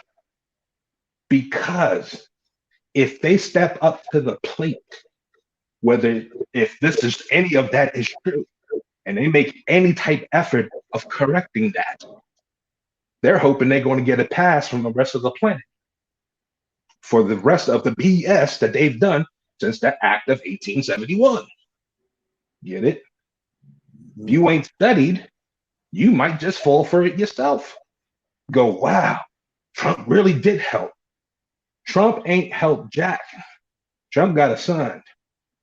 Trump was down with the assignment for one simple reason. It wasn't the good of his heart. It wasn't that someone promised him gold. It wasn't that someone said your hands are big. They're not. It wasn't that somebody was going to give him lifetime earplugs or whatever. No. Trump stepped up to the plate. How? By accident. Huh? See, he was a hoteler casino magnate. Okay? Real estate, right? He built a hotel in Atlantic City, Taj Mahal. Competition was trying to open up in Connecticut, quote unquote, Indian tribe, Indian casino. He took them to court for an injunction to stop the bill, saying that the people claiming to be so-called of a tribe, they don't look like no Indians to me, and they don't look like no Indians to Indians. I'm sure you've seen the video because they play the hell out of it on all of MSN. Well, why don't you go look and Google who the hell Trump was talking about when he said those Indians don't look like Indians? You'll find out real quick that it was the tribe of the Pequot. And when you Google it, you'll see pictures of the tribal members who went to court and won. Hence why Foxwoods Casino exists today, making over $9 billion a damn year. How much of that's going over to help the people? I know that they paid the people who lived on the one road that was the entrance to the casino for having to deal with the burden of additional traffic while they were expanding the actual infrastructure to handle the traffic going there. So in other words, you took the brown bag, took that envelope. So now shut up, lay in your corner, and be a good little Indian. Because you could have just knocked it out the box by saying, no, Pequot Moors. Same as I've seen court cases being brought up by quote unquote so-called Cherokee, not Indians, Cherokee Moors. And the reason why cases that they could come up like that actually get traction, not in the news media, of course, but in the legalese system, it's not because they called out Cherokee, because they called out Moor. Get it yet, people? It's all in your words. Choose wisely. So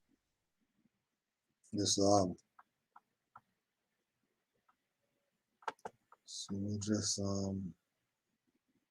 just let this play while we read this, and then we'll listen after.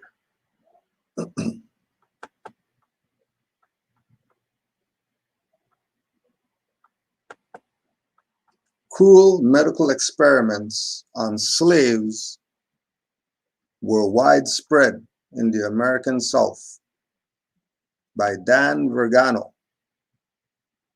Invasive surgeries and other shocking experiments were commonplace on slaves before the Civil War, according to a sweeping new survey.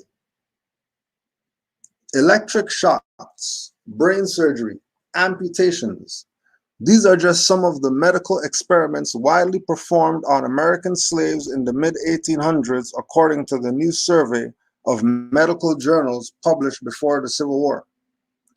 Previous work by historians had uncovered a handful of rogue physicians conducting medical experiments on slaves, but the new report published in the latest issue of the journal Endeavor suggests that a widespread network of medical colleges and doctors across the American South carried out and published slave experiments for decades.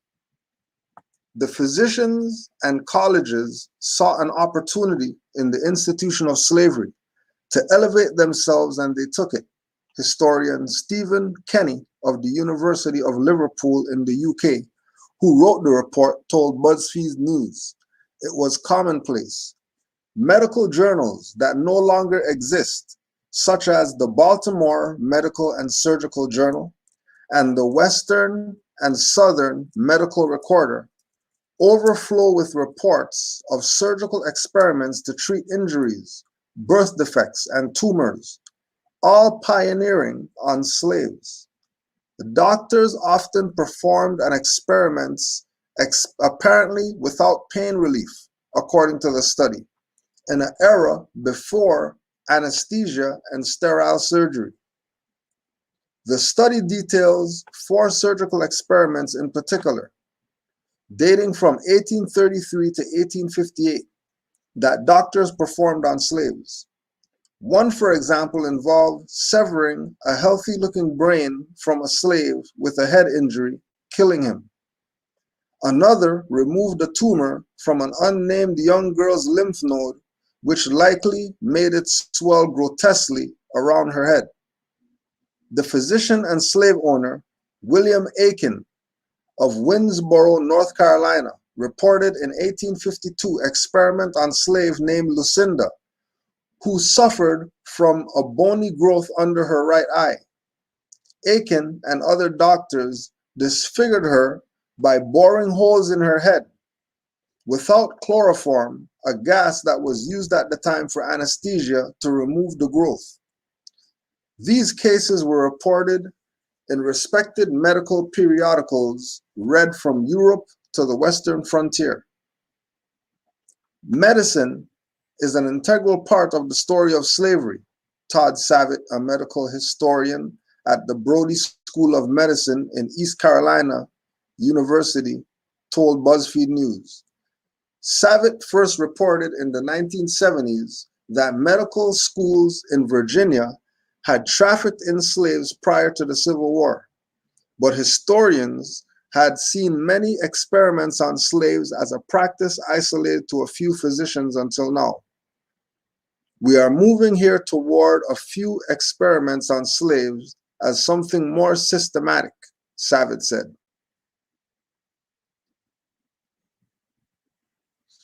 In the summer of 1989, construction workers unearthed 10,000 bones from a basement belonging to the Medical College of Georgia in Augusta. Many of the bones showed signs of dissection. Forensic investigators quickly discovered they were the legacy of 5 decades of grade robbing intended to provide medical students before and after the Civil War with cadavers for anatomical lessons. The practice didn't end until the early 20th century. The medical college and others like it grew in the shadow of slavery, Kenny said, and the professionalization of medicine in the decades before the Civil War. Physicians needed to learn anatomy, and slaves provided a supply of bodies. The price of slaves increased precipitously in 1807 after the halt of the British slave trade. They made medical treatment to heal injured or diseased slaves an industry and helped create a demand for experiments. Slave hospitals sprang up around trading centers such as Augusta, New Orleans, Charleston, South Carolina, to doctor sick slaves intended for sale and to heal valuable workers.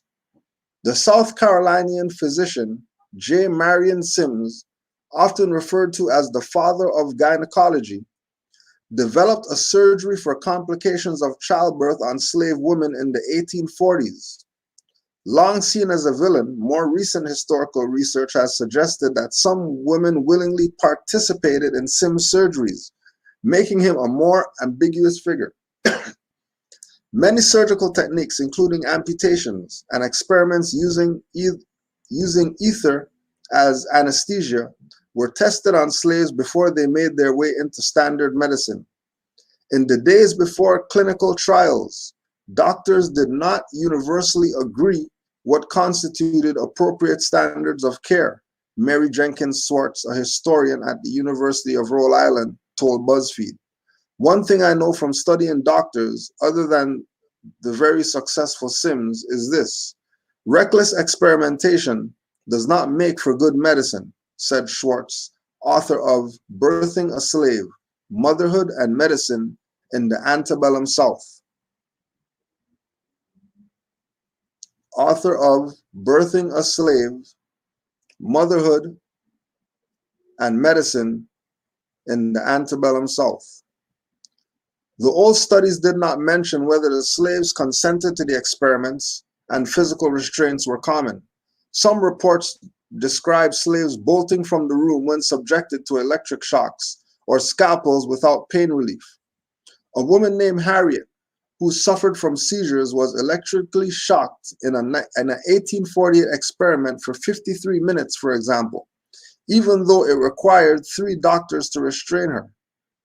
Doctors interpreted her protests about her back being burned as a sign of electrotherapy's efficacy, according to the study, and recommended it for everyone suffering nervous disorders. Under the skin, they knew on some level that people were the same, so they used slaves in medicine, said Savitt. They knew that, but still saw slaves as different from other people. I struggle with the question every time I'm asked to explain it. Although historians are only beginning to explore widespread experimentation on slaves and grave robbing, Kenny added, the findings won't surprise Black communities near the sites of medical hospitals. Folklore of night doctors who robbed graves or Black bottlemen who poisoned patients to dissect them is more than a century old, he said, and likely springs from the era of these cruel experiments.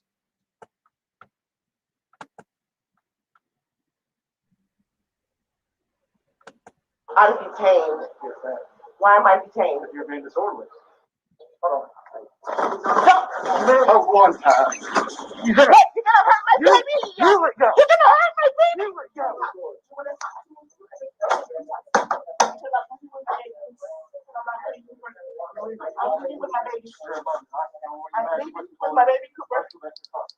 I'm talking right here. This is what I'm talking about. So look, what y'all want to talk about?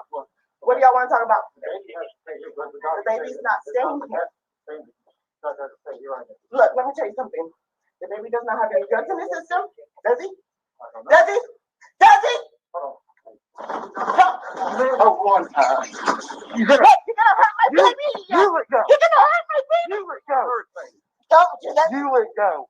Hey, don't do that to me. Let go. Let go of me. Please. No. You guys, I have no broken law. You guys cannot do this to me. I know, but you guys are trying to take my baby. Please let go of me. Please. I will cut the backpack if you don't let go of your arm. No, please. Let go of your arm. I'll cut it. Please let go of me.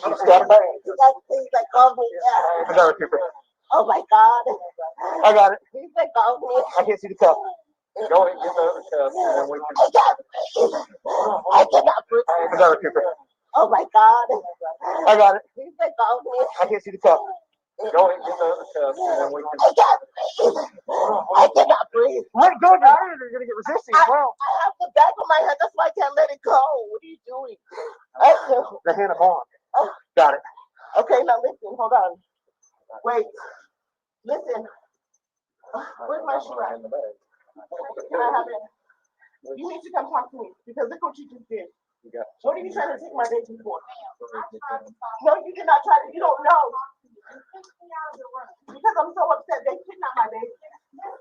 Please. You don't understand what's going on. But you have to give me a chance to explain to you the situation that's going on. But you know, I don't want to go. Here we go. No, where's my baby? Where's my baby? Where's my baby? Where's my baby? We're going. Why did you guys have to do that to me? Why are you moving your neck? 3 or 10 4. You guys need to bring my baby. Can you let me sit? Don't talk to me. Don't talk to me like that. You know, do you like fat people? Don't talk to me like that, Mr. Church. Whatever your name is, I have not said nothing. Don't take. I don't want you in my room. Can you get out? No. Mr. Cooper. Can you get him out of my room? I am. No, I'm calm. Kimberly, I'm calm. Sorry, no, I'm calm. Listen, I'm calm. We have a supervisor coming up, so they're going to really try to help out. Okay. Can you get church out of my room? 312 is disturbance.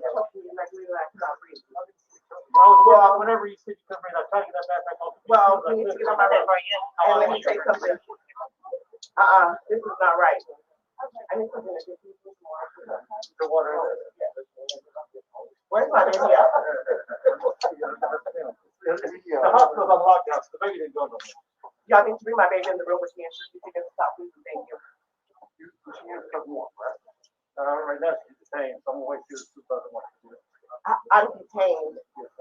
Why am I detained? You're being disorderly. Hold on. There's a lot more.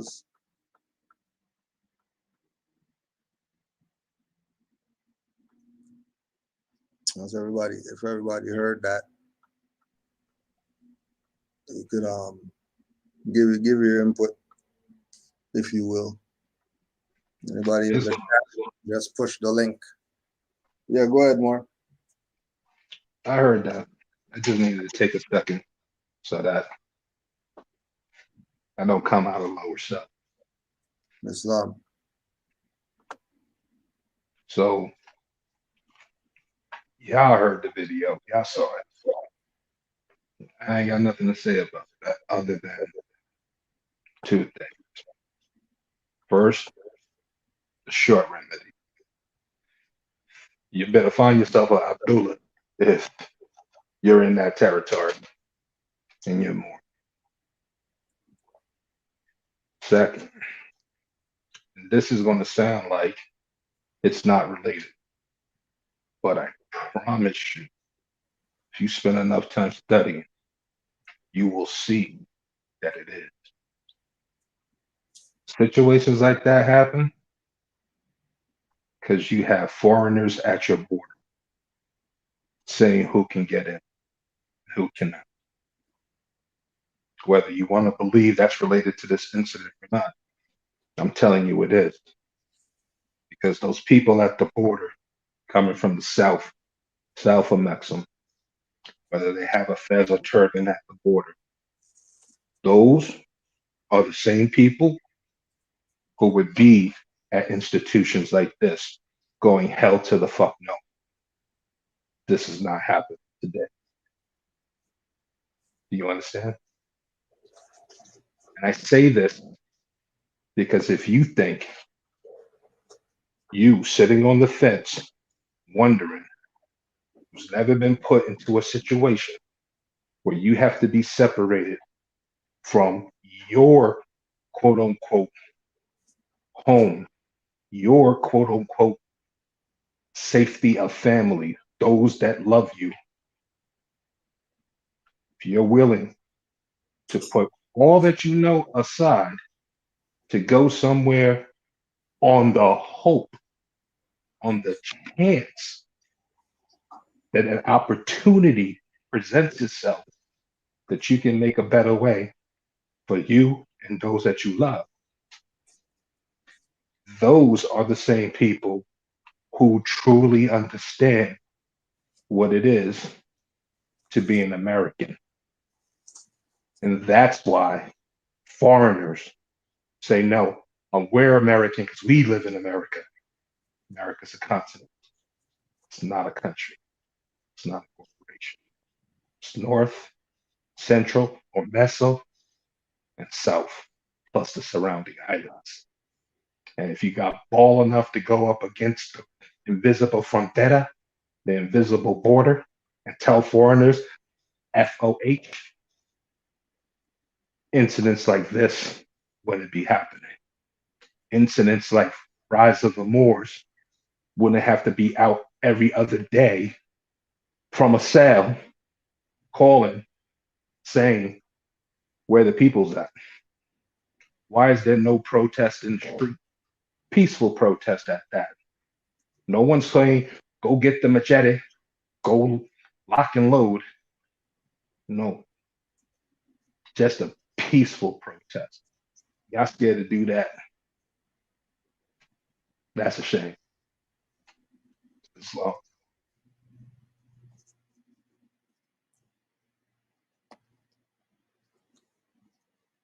Islam, mother.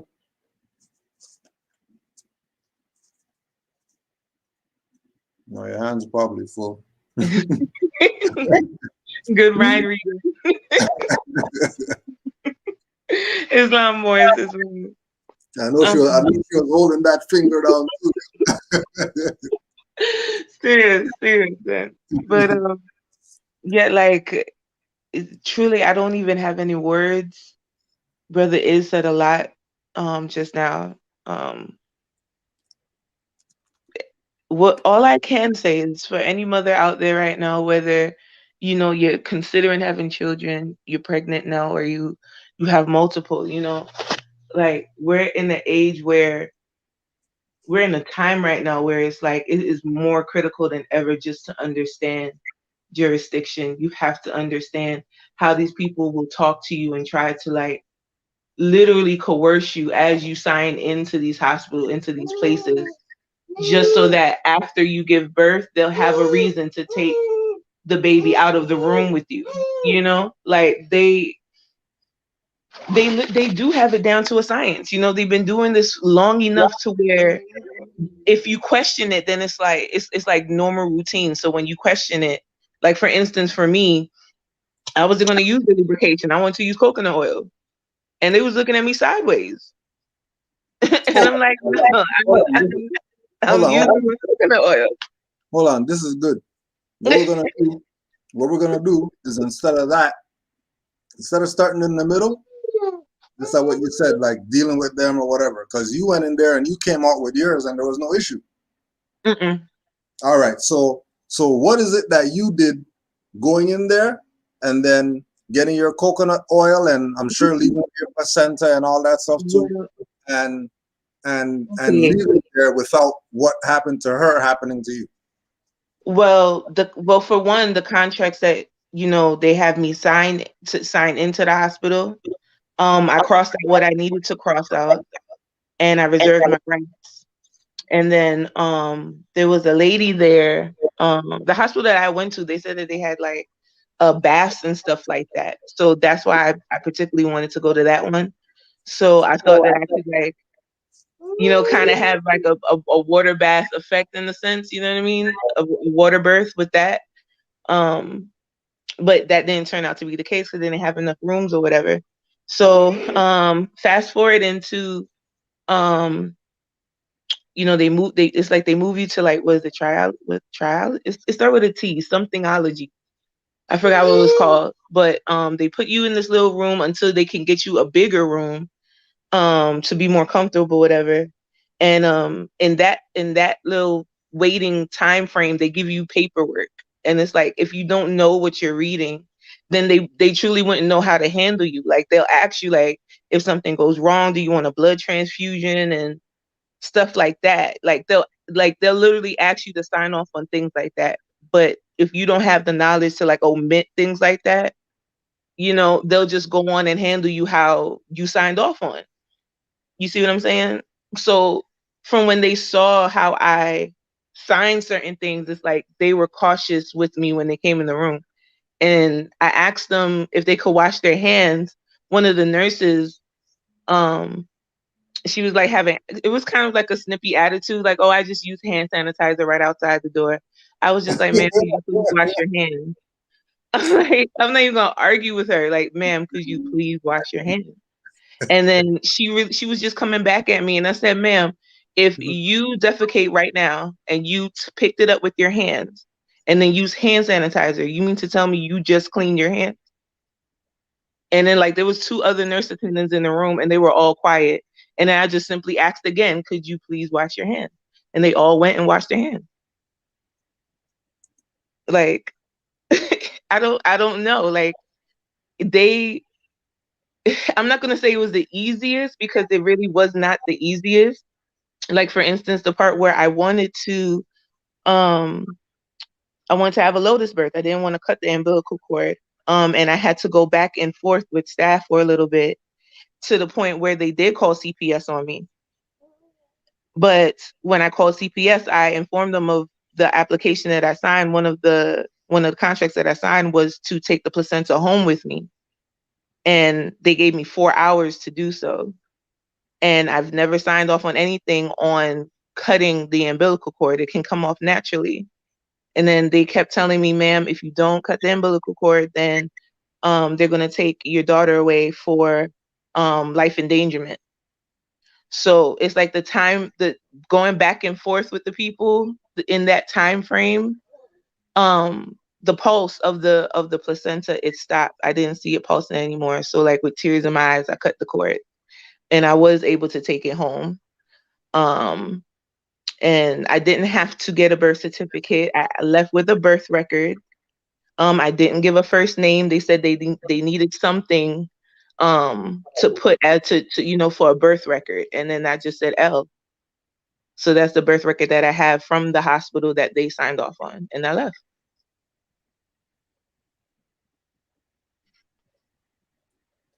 Oh, and I took pictures of everything I signed. I asked for copies and took pictures of everything I signed. That's an important note. Now, on top of, oh yeah, and somebody said that word you were talking about was triage. That's the word. Yeah, that's it. Mm-hmm. So with that, like just that situation being what we saw, we don't know here, there, anywhere. We just know what they're showing us or whatever. What's your analysis of her specifically? We're not talking about what they did and whatever, but where do you think things should have been corrected as far as truly, that's hard to say because I don't know the states that he was in. I don't know enough to say, but one thing I can say is that no child should be stripped from their mother in that way. Clearly there was a better way to handle the situation.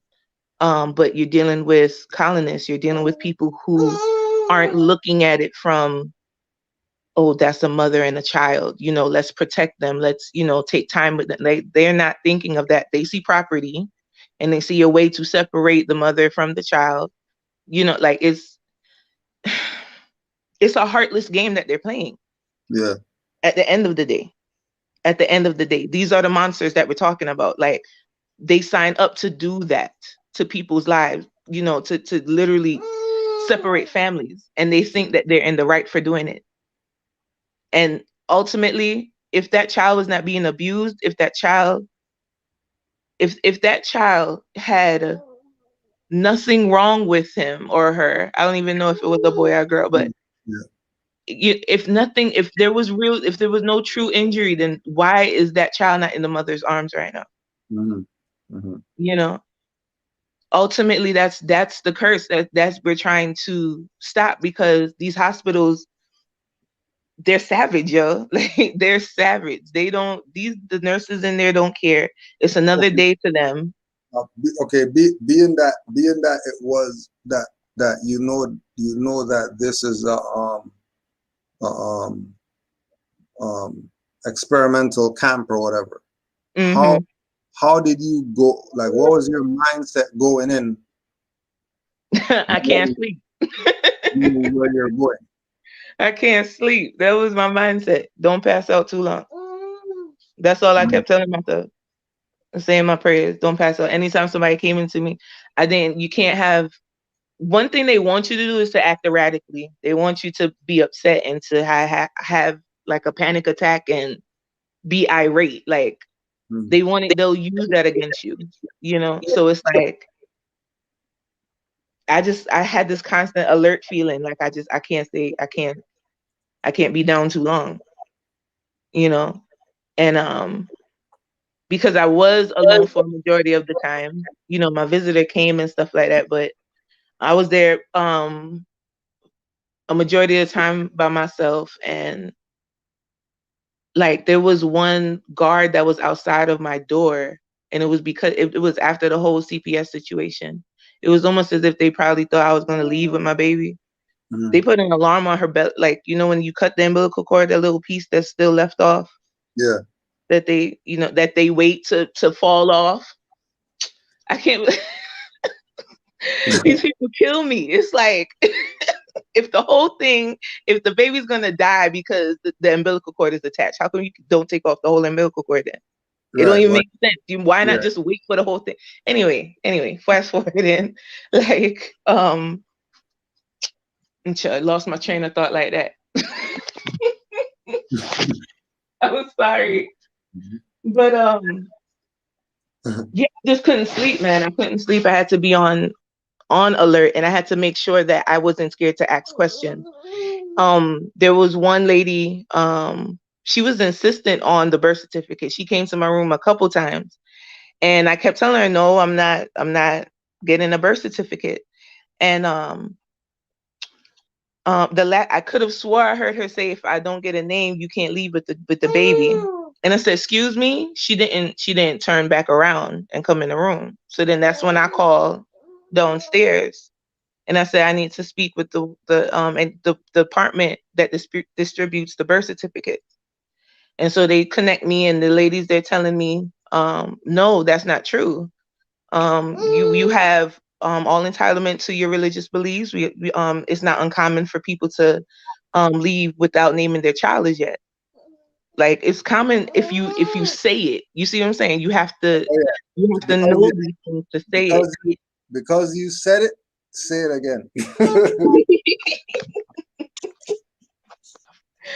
Like, again, I didn't give a name, right? They wanted a name for the record, but I didn't give a first name. And you don't have to. It's your right. It's your religious right. So in saying that, then they have to treat you accordingly to that. They can't violate religious. This is why everybody needs to get into. Hold on, babe. That's why everybody needs to get into understanding the difference between easy class. I can't even say it. Religious law and really utilizing jurisprudence, because it'll save you in the end. You really can go through what people will call a loophole in the system, like a little, you would think is a glitch in the matrix. You know what I'm saying? Just by understanding exemptions, understanding where you can fit in to be like, okay, this isn't for me. There was this one clip, for instance, like I was watching where Kuj, I think you posted it, where the brother he was on probation, and they was mandating him to get the vaccine. And he's contemplating, like, oh my gosh, it's my right. If I don't want to take it, then I shouldn't have to take it or whatever. And the judge is like, if you don't take it, then you're going to have 5+ years in jail, in prison, not even jail. But if you do take it, then you, instead of 3 years probation, you'll get 1 year probation or something like that. And then the judge is like, he came across a few cases where he had to mandate vaccines, and none of them had any religious or medical exemptions. Yeah. Right. You know what I'm talking about? So it's like, again, like, these little loopholes exist. Like, they're there, but it's like, if you don't study and know where to place yourself in it, you think there's no way out. You think you be in the situation and you're just going to take the hit because you don't know how to block it. Right. you know. But yeah, I mean, again, it's never a good situation where a mother can't see her child. If it's not an unsafe home, then it's just straight tyranny. It's terrorism. It's everything immoral you could think of that this country supposedly believe in. Right. The supposed country supposedly believes in. Sure. But yeah, Islam, give thanks. give thanks. Islam, Brother Yusuf. Islam. I know how you are with little Yusuf. I just want to get your thoughts. As I get Grand Sheik. That is crazy, man. That's why it took me a while. I couldn't even say nothing. Like when you was reading, and I was watching the video, and then when you played the video. Okay, so when you was reading, I was watching the video. All I kept thinking about was how they did Moors during the Inquisition, how they did Moors during the Salem witch trials, how they did, and then like they just basically changed the narrative, the title, but it's the same narrative, torture the Moors. Oh, since you're talking about change the title, you want to throw that thing in there since we're talking about the health thing? Oh yeah, how they change? Okay, yeah. That whole thing right there is crazy. I'm glad you bring that up. Okay, so I was just doing some research, and what ended up happening was Brother Steve Coakley again was talking about how the doctors during the Tuskegee experiment, like none of those doctors went to jail, and some of those doctors. Now he was doing the lecture in 1989. They saying the Tuskegee experiment ended in like 1948. So he's basically doing this. So say you're like 25 years old and, like 40 years, you can still be a doctor. You can still, and he's saying we should be looking up this 1989, 1990 to see if these doctors are still working.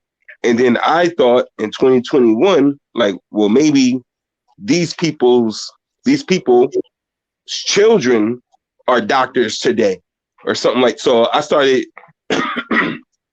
looking up the doctors of the Tuskegee experiment and their children to see if they're working today. A lot of them are majority, all of them and their children are doctors today. But the thing was, when I was doing the research, it was a lady who they kept forcing us to know about. It was a nurse who was picking up all the men that she was going into the South, into the neighborhoods and picking up all the so-called Negroes and bringing them to get the shot, to get the syphilis. And she was also took an exam, like she knew all the science behind what was being injected. She just wasn't no regular nurse. She was taking notes. She was there at the platform when it was going on. She was with the scientists and everything. She was a Moorish lady, like dark skin. Her name was Unique Rivers. So as I'm looking that up, and I'm like, wow, I didn't know, I'm like, of course, it's always your own that's going to do you wrong. She was going in it. But then I'm like, but I want to know who these Europeans are, who was the doctors who was doing this to us. Okay, so I'm finding out, the doctors who were running it at the time. I don't have the names right now.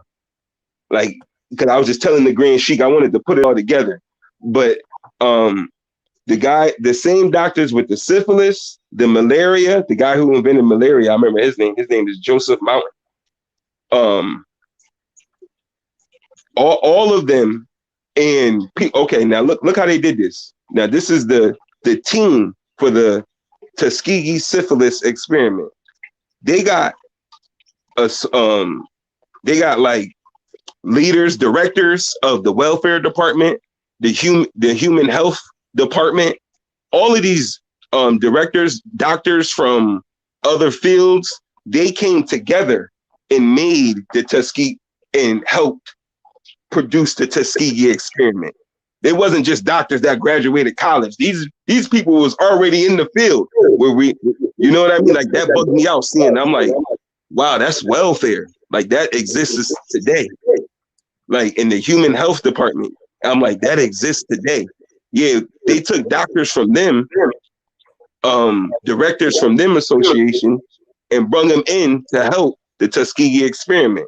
Now, they closed this place down, the Tuskegee experiment or whatever. They closed it down 1948, right? And when they closed it down, now, I didn't really go in on unique rivers. Everybody else gonna have to do their own research on that. But what I noticed was in 1948, they didn't close it down. They changed the name. And today, and Congress changed the name in order for it to be recognized as a government, as a so-called government standing, I guess, or whatever. But the Tuskegee Experiment organization or whatever changed their name today. We know as the CDC. That's the CDC. Y'all can go look that up too.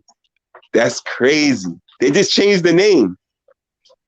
And so-called Congress helped them change their name to now we know today as the CDC.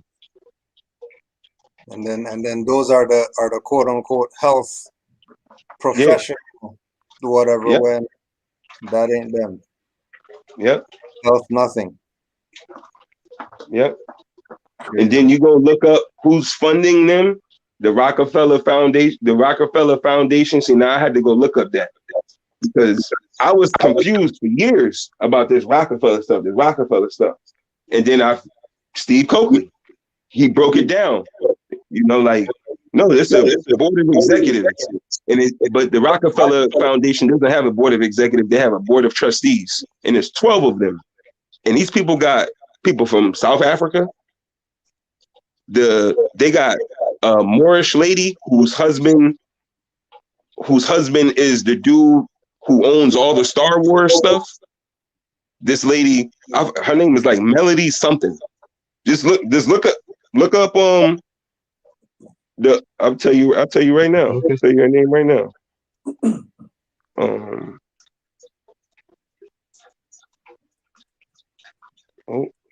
Hold on 1 second. I'll tell you right now. Give me 1 second. Her name is Melody Hobson. She's another one that's on the board of trustees for the Rockefeller Foundation. These people fund all of this stuff. Everything. That CDC, everything. Since back in the day. But you know, the board of trustees changed or whatever. But the people who else are on that board of trustees, the owner of the NBA, Silverstone or whatever, the owner, he's on the board of trustees for the Rockefeller Foundation. And I'm like, yo, how does this work? Like, oh, because y'all got and the lady Melody Hobson, her net worth is like it was like 12.6 billion. I'm like, yo, who is this Moorish lady that got all his notes? And it clicked in my head, Steve Coakley again saying, oh, there's plenty of directors out there that we never heard of, dark-skinned people who getting all of these billions of dollars that we never even heard of, that don't help nothing with the community. I'm like, yo, her net worth was something billions of dollars, so-called, and she nothing. And her husband is the modern European guy from Hollywood. These are the people who's funding the CDC, who the CDC changed their name through Congress in 1948, the same organization that was part of the Tuskegee experiment, who a Moorish nurse lady, Unique Rivers, was going around picking up unconscious Moors, bringing them in to get the injection. And like the Grand Sheik said, these are the people today telling you, you know, to wear this, wear that, you know, to cover your faces, the health, this, that. I'm like, man, these are the same people from the Tuskegee experiment. Yep. If you look at the funding, you'll find Bill and Melinda Gates Foundation. You'll find cash coming from all major tech companies, from the Googles, the Amazons, and whatnot, have been feeding into that.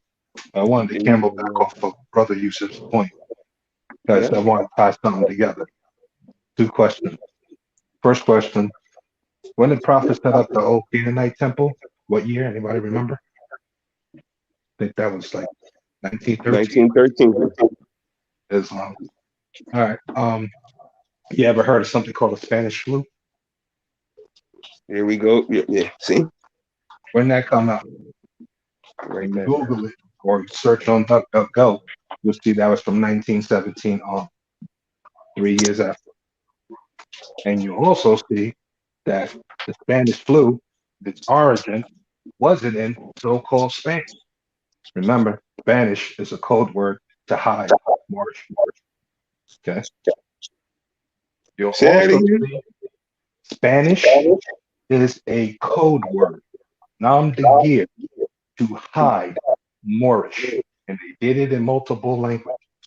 In so-called modern-day Spanish, you might hear someone in so-called English say Safari. Just mean nothing but semantics. I'm glad you said that, more, because real quick, not to cut your wisdom, but you talked about this, the word Spanish being a code word to hide Moorish. I remember doing an in-depth research on the definition of Spanish. Spanish doesn't have a definition. Exactly. That's crazy. You just said that, more. Exactly. I went on a crazy research. I'm like, yo, this thing doesn't have a definition. Why doesn't it have a definition? Spanish. You find Spaniard. Get the difference? If you look at the definition of ish being added to the suffix of a word, that means to back, right? It just means pertaining to, kind of from some. So, some like to say, Artie and the Swindlers and all those type of people, oh, why the Moors say this is Moroccan? This is Morocco. Then you be a Moroccan. Why are you calling yourself Moorish? Because we're descendants of Moroccans here, right? 101, real simple. But the reason why I brought up the Spanish flu, it's not to appease, and it's not to garner some type of whatever someone might say favorable light or whatever with modern day European. But we like to concentrate on the atrocities that have only been done specifically to certain phenotypes, which should be brought to light because they try to sweep that under the rug. No, I got no beef with that. Bring it up. Make sure everyone knows about it. But at the same time, when there are atrocities against all of humanity, genocide is an attempted murder or actual murder of people. Which people? All of them. As many as we can get. That Spanish flu was developed, for those who are following the corona and all this whatnot, out in so-called North Carolina, where the same place where the research was started for the so-called, with the infamous beetle bug running around now, that's the most deadliest, and your only protection is to grab an old gym sock and tie it around your nose. And when you look at the news clippings of the time, and it's not for like a year, they went through this from 1917 up until to almost the 1930s. Okay, so a decade and a half of this. You'll see in the news clippings, people standing in soup lines, face mask on. They use this as a tool It's called germ warfare, and it's not the first time. If you read books such as They Were White and They Were Slaves, or what's the other one? A couple of others that go into what the true definition of spiriting means. Nope, doesn't mean you get the Holy Ghost and you start dancing like you got ants in your pants. Sorry. Go talk to your local bartender. If you got any of the family who think they are or actually do as a profession. Ask them what they call the 80 proof stuff and over. It's called spirits. And when you got spirited away, they were known for dousing overproof rum in the water supplies of Moorish areas to get the Moors buzzed, drunk, passed out. Hey, if you were in about drinking Bacardi 151 and you try to down a bottle, you passing out where you at. It's no science. You have to build up a tolerance to be able to ingest a mass amount. That mass amount could be a cup or two if your tolerance is that low. But once you pass out, next thing you know, you wake up on a ship. Congratulations, you're now a prisoner of war. This is how Irish words got down to the quote unquote adjoining islands. This is how you got modern day European looking like blonde hair, green eyes. They know that they have quote unquote modern Irish blood. They're born raised and they're yardy. Making me party cocoa bread bike. The whole nine. Speak the patois better than they put Shabba Ranks to shame, put it that way. And you can see videos of it. It's still there. They don't talk about it, but why should they have to? I'm bringing up the Spanish flu, what happened in North Carolina, how they infected the troops, then sent them off to World War I as individual carriers, unsuspecting, unwilling, unknowing. They just got it as a shot. Pack them on a boat, send them out. Now go infect the land. That don't sound familiar to nobody. You're living it right now. Sorry to say. And last I checked, they wasn't making a difference of if you're this complexion or that complexion, you get it or you don't. Once it's spread out into the air, open air, that's it. Not saying that it's there and it's killing everyone. Hell, we've been through almost 20 months of this, and the only protection I've had is my beard. My parents are over the age of 79. All right. They both have suffered and recovered from massive trauma, such as strokes. You think they got vaccinated? The answer to that is no. But we still have those in their circles that chew their ear off. The new variant, the lambda's coming. The lambdas are coming. Okay. It's 19 months. They're in almost 80. They're not planning a trip to China. They ain't going to Japan to watch the Olympics. And they're sure as hell not going planning to get a job at Wally World to become a breeder. Why do they need some foreign shot injected in them if they survive 19 months of lockdown with nothing but my beard as protection? Notice I said my beard. Because I've been their hands and feet in the world. Yeah. Like Brother Yusuf brought up. A lot of us, some of us, and I'm not talking about just Moors, I'm just talking about people in general who went through the indoctrination system, because whether a so-called, and we know this is colored, so-called white person wants to admit it or not, they are a Negro. They truly are a Negro. But right here, right now, today, Like I said, the litmus test is you got a family member who had their property taken away for quote unquote not paying on property taxes. There you go. You're now a Negro. That shit sandwich analogy I gave you, when it hit the floor, side that's on the ground, it's bad. But if you don't pick it up off the ground and do something, cut off the bad, the whole sandwich is going to get infested and just be junk. Y'all left that sandwich on the ground from 1871.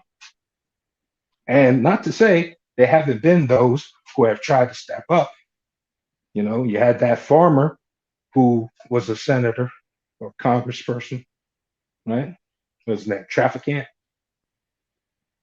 And all of a sudden lays it down in Congress on the floor, and all of a sudden goes back home to his farm that he's been living at his whole life, multi-generational, supposedly, from whenever the hell they freaking scammed it. And a tractor drops on him. Come on, farm people. Come on. Come on. Come on. That don't sound funky? A one-car accident leads to a fatality? Really? In my Kush voice. How, Sway? Exactly. That's the question. So y'all can play, and when I say y'all, I'm looking at, and I have no shame, I'll call people's out. Okay? Y'all could play that noble new Ali Dolo aspect of calling them my son and my children, and you know, throwing up the mudras on the street corner underneath a billboard that you had to scam your people to pay. Get up. Fine. You want to do that? They showed you on international TV. George Floyd, anybody? They can murder you on TV and not do jack. And some of us, Sleepy, did get together with arms and march the streets to empty houses. But hey, they did something, burned off that energy. And instead of everybody coming together and go, yeah, I wouldn't have them represent me or present my case in a quote unquote legalese administration office, but when do we start making the but excuse? Not to tear down, but rather to move ahead. Zulu Nation. I know y'all more.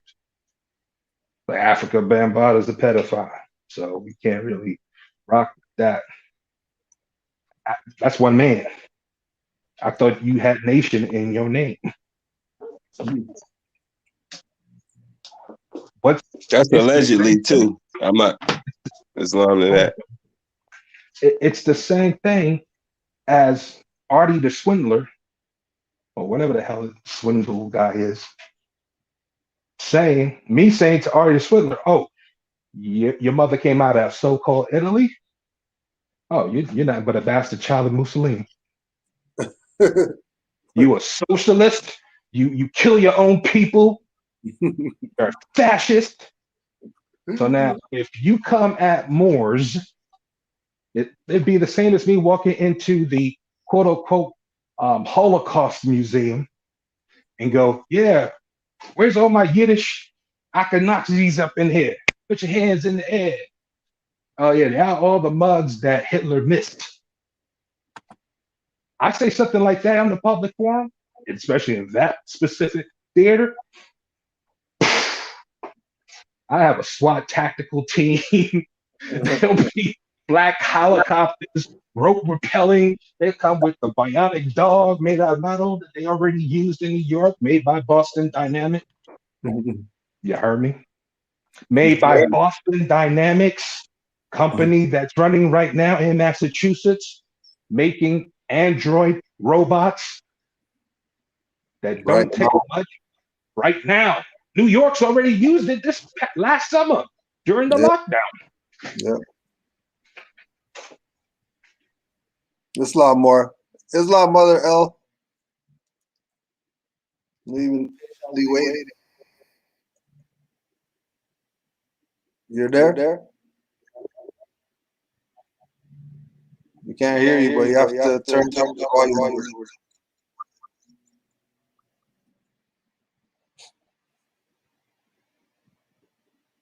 Peace. Yeah, we're not hearing you there.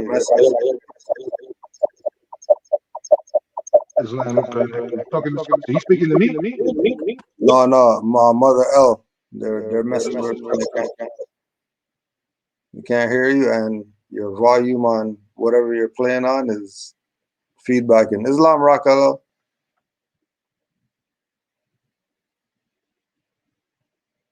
I'm trying to find the mute.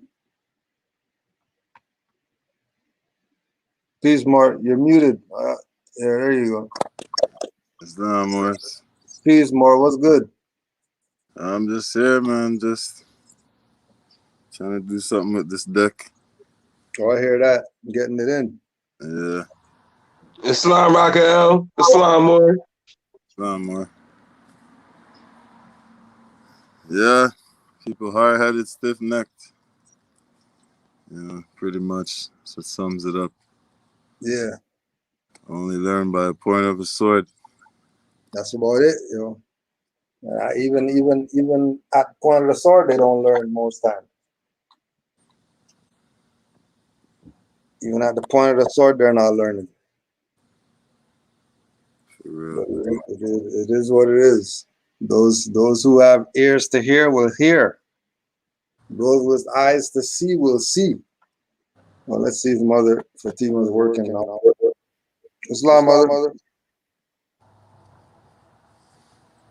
Still can't hear you.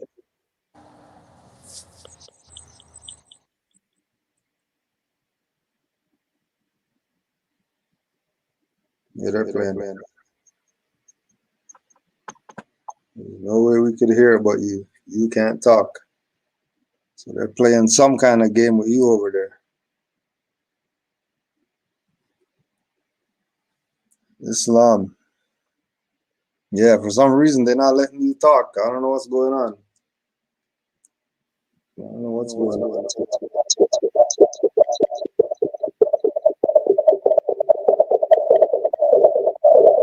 She should try to go back out and come back in.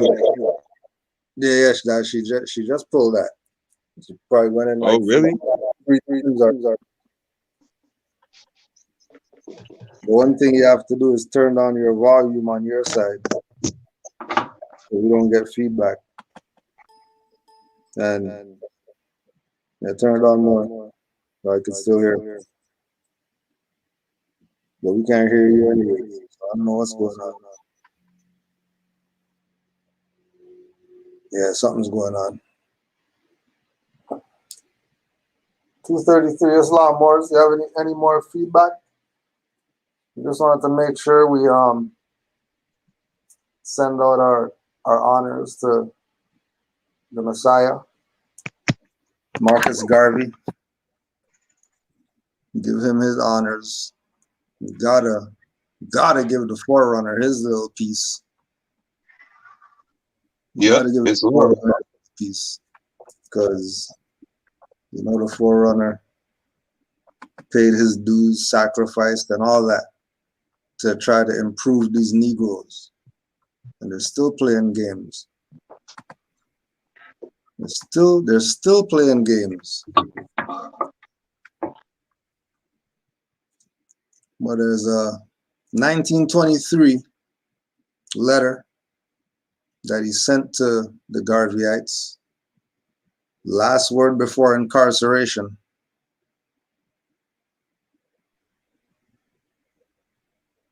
And always remember that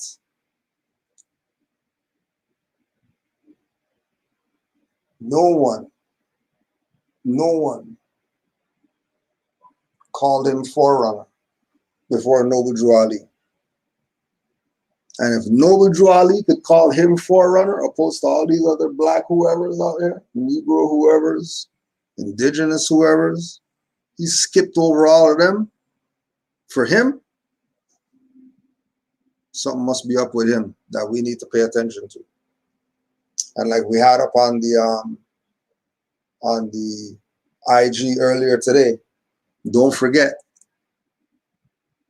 he said he's going to come in the whirlwind.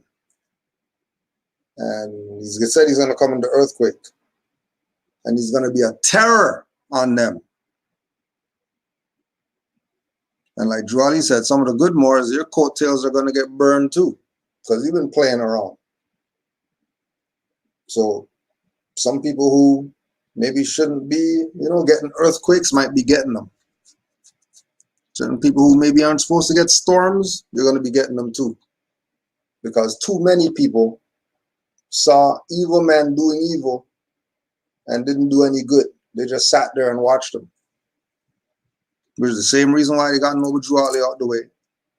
Same reason why they got Garvey out the way. And everybody else out there who's a leader of their people. So we just want to put his speech out there so you can hear from him. The Forerunner. The good brother, Marcus Garvey.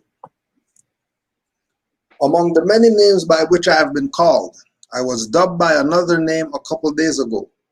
The district attorney with whom I have been contesting the case for my liberty and for the existence of the Universal Negro Improvement Association, in his fervid appeal, in his passionate appeal to the gentlemen of the jury last Friday, cried out, "Gentlemen, will you let the tiger loose?" The tiger is already loose. He has been at large for so long that it is no longer one tiger, but there are many tigers. The spirit of the Universal Negro Improvement Association has, fortunately for us, made a circuit of the world, to the extent that harm of injury done to anyone will in no way affect the great membership of this association or retard its great program. The world is ignorant of the purpose of this association. The world is ignorant of the scope of this great movement. When it thinks that by laying low any one individual, it can permanently silence this great spiritual wave that has been taken hold of the souls and the hearts and the minds of the 400 million Negroes throughout the world, we have only started. We are just on our way. We have just made the first lap in the great race for existence and for a place in the political and economic sun of men. Those of you who have been observing events of the last 4 or 5 weeks with keen eyes and keen perceptions will come to no other conclusion than this, that through the efforts to strangle the Universal Negro Improvement Association, through the effort to silence Marcus Garvey,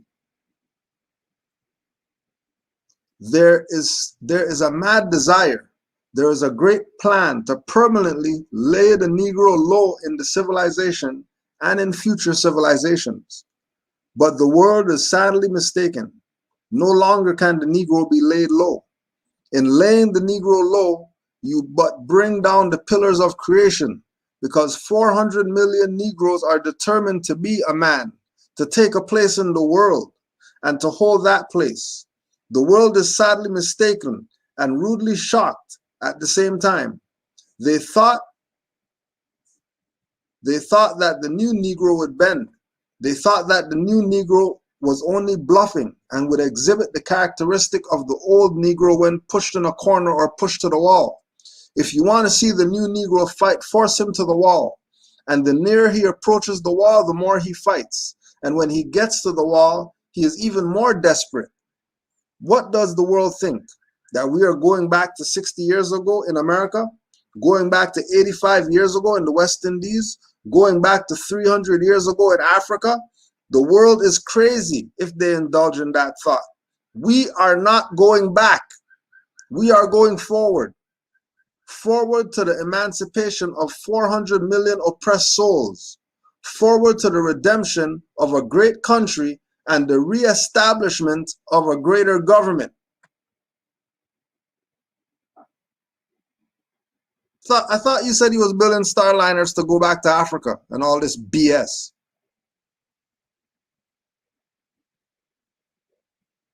Not Africa for the Africans and all that.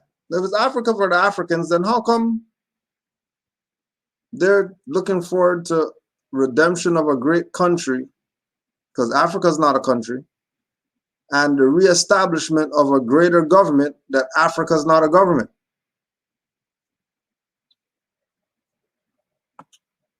Anybody have any thoughts thus far before we carry on? Islam. No, this is a good convo. This is good. And I hope people are actually heeding what we're talking about, because honestly, at the end of the day, it's gonna be on them. It's gonna be on them to actually take in the information, take in the mistakes that Moors have already made, and heed what we're trying to say. I mean, that's all I can really say at this point with everything going on. Islam. Yeah, go ahead, Mark. You know, I know that this might seem like it's not related, but I promise you it is. I know you may have heard in the local news that Haiti has suffered an earthquake and got a storm in Rev. Do not give 1 red cent of any type of finance to the Red Cross. You can go search for it on the web. You'll see how much money has been given to that quote unquote organization and how much work has not been done ever. Means it's a sham. Another thing, because this is occurring with Haiti, you know, with the whole thing of Marcus Garvey being the whirlwind, you should also take a look at Googling or web searching for your home researchers, August 22nd plus the word Haiti. See what comes up. See why the news ain't talking about that. For those that don't know or can't look it up just yet, because you may be a Job, that was the beginning of the slavery book, where they kicked not 1, not 2, but 3 modern day European corporations at, to a point of they're like, no way, we ain't dealing with that no more. But you see what's going on. Islam. Garvey has just started to fight. Garvey has not given his first exhibition of his fighting prowess yet. Men, we want you to understand that this is the age of men, not of pygmies, not of serfs and peons and dogs, but men. Men, and we who make up the membership of the Universal Negro Improvement Association reflect the new manhood of the Negro. No fear, no intimidation.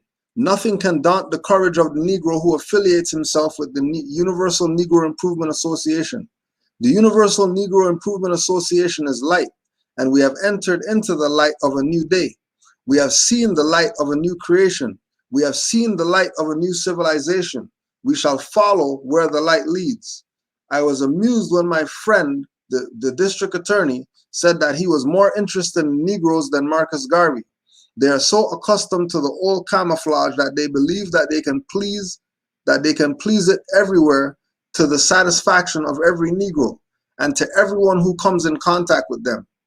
That is the old camouflage that made them our missionaries 60 years ago. It is the same camouflage that will not stand today.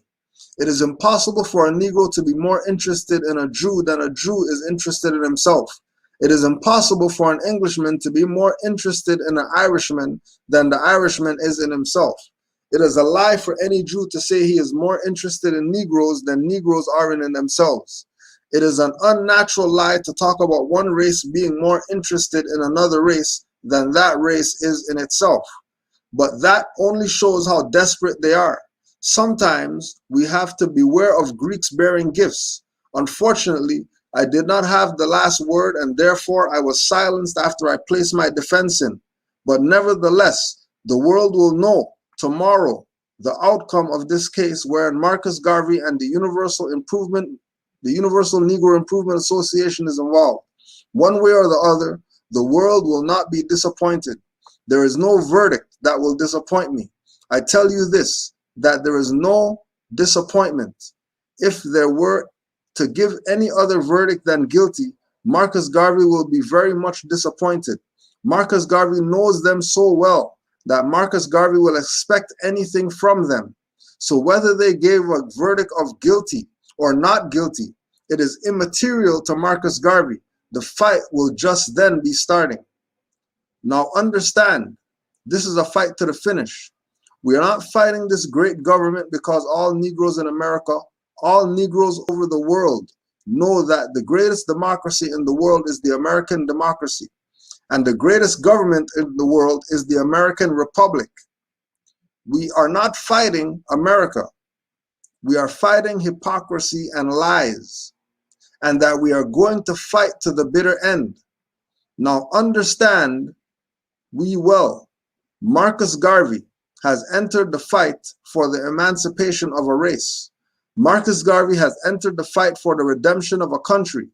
From the graves of millions of my forebears at this hour I hear and cry, and I am going to answer it even though hell is cut loose before Marcus Garvey.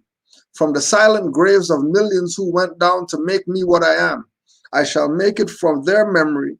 This fight shall leave a glaring page in the history of man. They do not know what they are doing. They brought millions of black men from Africa who never disturbed the peace of the world, and they shall put up a constitutional fight, and shall write a page upon the history of human affairs, and shall never be effaced until the day of judgment.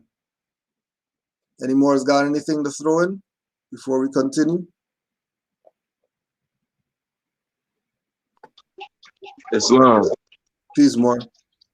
It just seems, you know, a lot of the stuff that the prophet is. Okay, quick question. What are we reading? Philosophies and opinions? Nah, this is a letter before his incarceration. Oh, okay. Before the incarceration. All right. So he didn't get the letter from the prophet yet. No, he didn't get the visit yet. But the thing is, it just seems like a lot of the same things the prophet teaches. That's why I was like, it just sounds everything the prophet teaches, you know, teaching upright. I mean, like, because he kept on saying we need men. This is the time of men. And then the prophet teaches we need to be upright. You know what I mean? And I'm like, that's the same stuff, you know, the same teaching. Islam. I think you see why the prophet called him the Forerunner. Exactly. That's right. You know, before he even got down there. And then once he talked to him, it was a wrap. You had to get him out of there. Yeah. Anybody who's popular, and I don't care where you get your popular from, whether you are good with a ball, whether you got lyrical skills, whether you wrote a book, whether you directed a movie, don't matter. You popular, you start saying anything about what a man really is, Moorish American national, gots to go. Yep. I did not bring myself here. They brought me here from my silent repose in Africa 300 years ago. And this is only the first Marcus Garvey. They have thought that they could for 300 years brutalize a race. They have thought that they could for 300 years steep the soul of a race in blood and darkness and let it go at that. They made a terrible mistake. Marcus Garvey shall revenge the blood of his sires. And don't be afraid of Marcus Garvey. When Marcus Garvey goes to jail, the world of the Negroes will know they have come at the wrong time. I appreciate the splendid way in which you have behaved and conducted yourself during the trial. We shall observe to the letter the laws of the great country, but Africa shall tell the tale. Marcus Garvey has no fear about going to jail. Like McSweeney or like Carson, like Roger Casement, like those who have led the fight for Irish freedom, so Marcus Garvey shall lead the fight for African freedom. I repeat, that if you think they can stamp out the souls of 400 million black men, they make a tremendous and terrible mistake. We are no longer dogs. We are no longer peons. We are no longer serfs. We are men. The spirit that actuated George Washington in founding this great republic, the spirit that actuated the fathers of this great nation, in the spirit that actuates 6 million black men who are at the present time members of the Universal Negro Improvement Association, it is the spirit that would actuate 400 million Negroes in the redemption of their motherland, Africa. Tell us about fear. We are not born with fear. Intimidation does not drive fear into the soul of Marcus Garvey. There is no fear but fear of God. Men cannot drive fear into the heart of men, because man is equal, because man is but the equal of man. The world is crazy and foolish if they think they can destroy the principles, the ideas of the Universal Negro Improvement Association.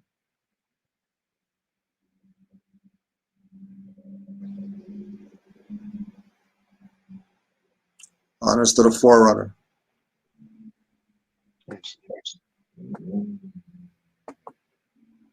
Islam Wars, any closing thoughts? Oh, there's, I even see you sneaking in. I even see you sneaking in there. Sneak them. Sneak them.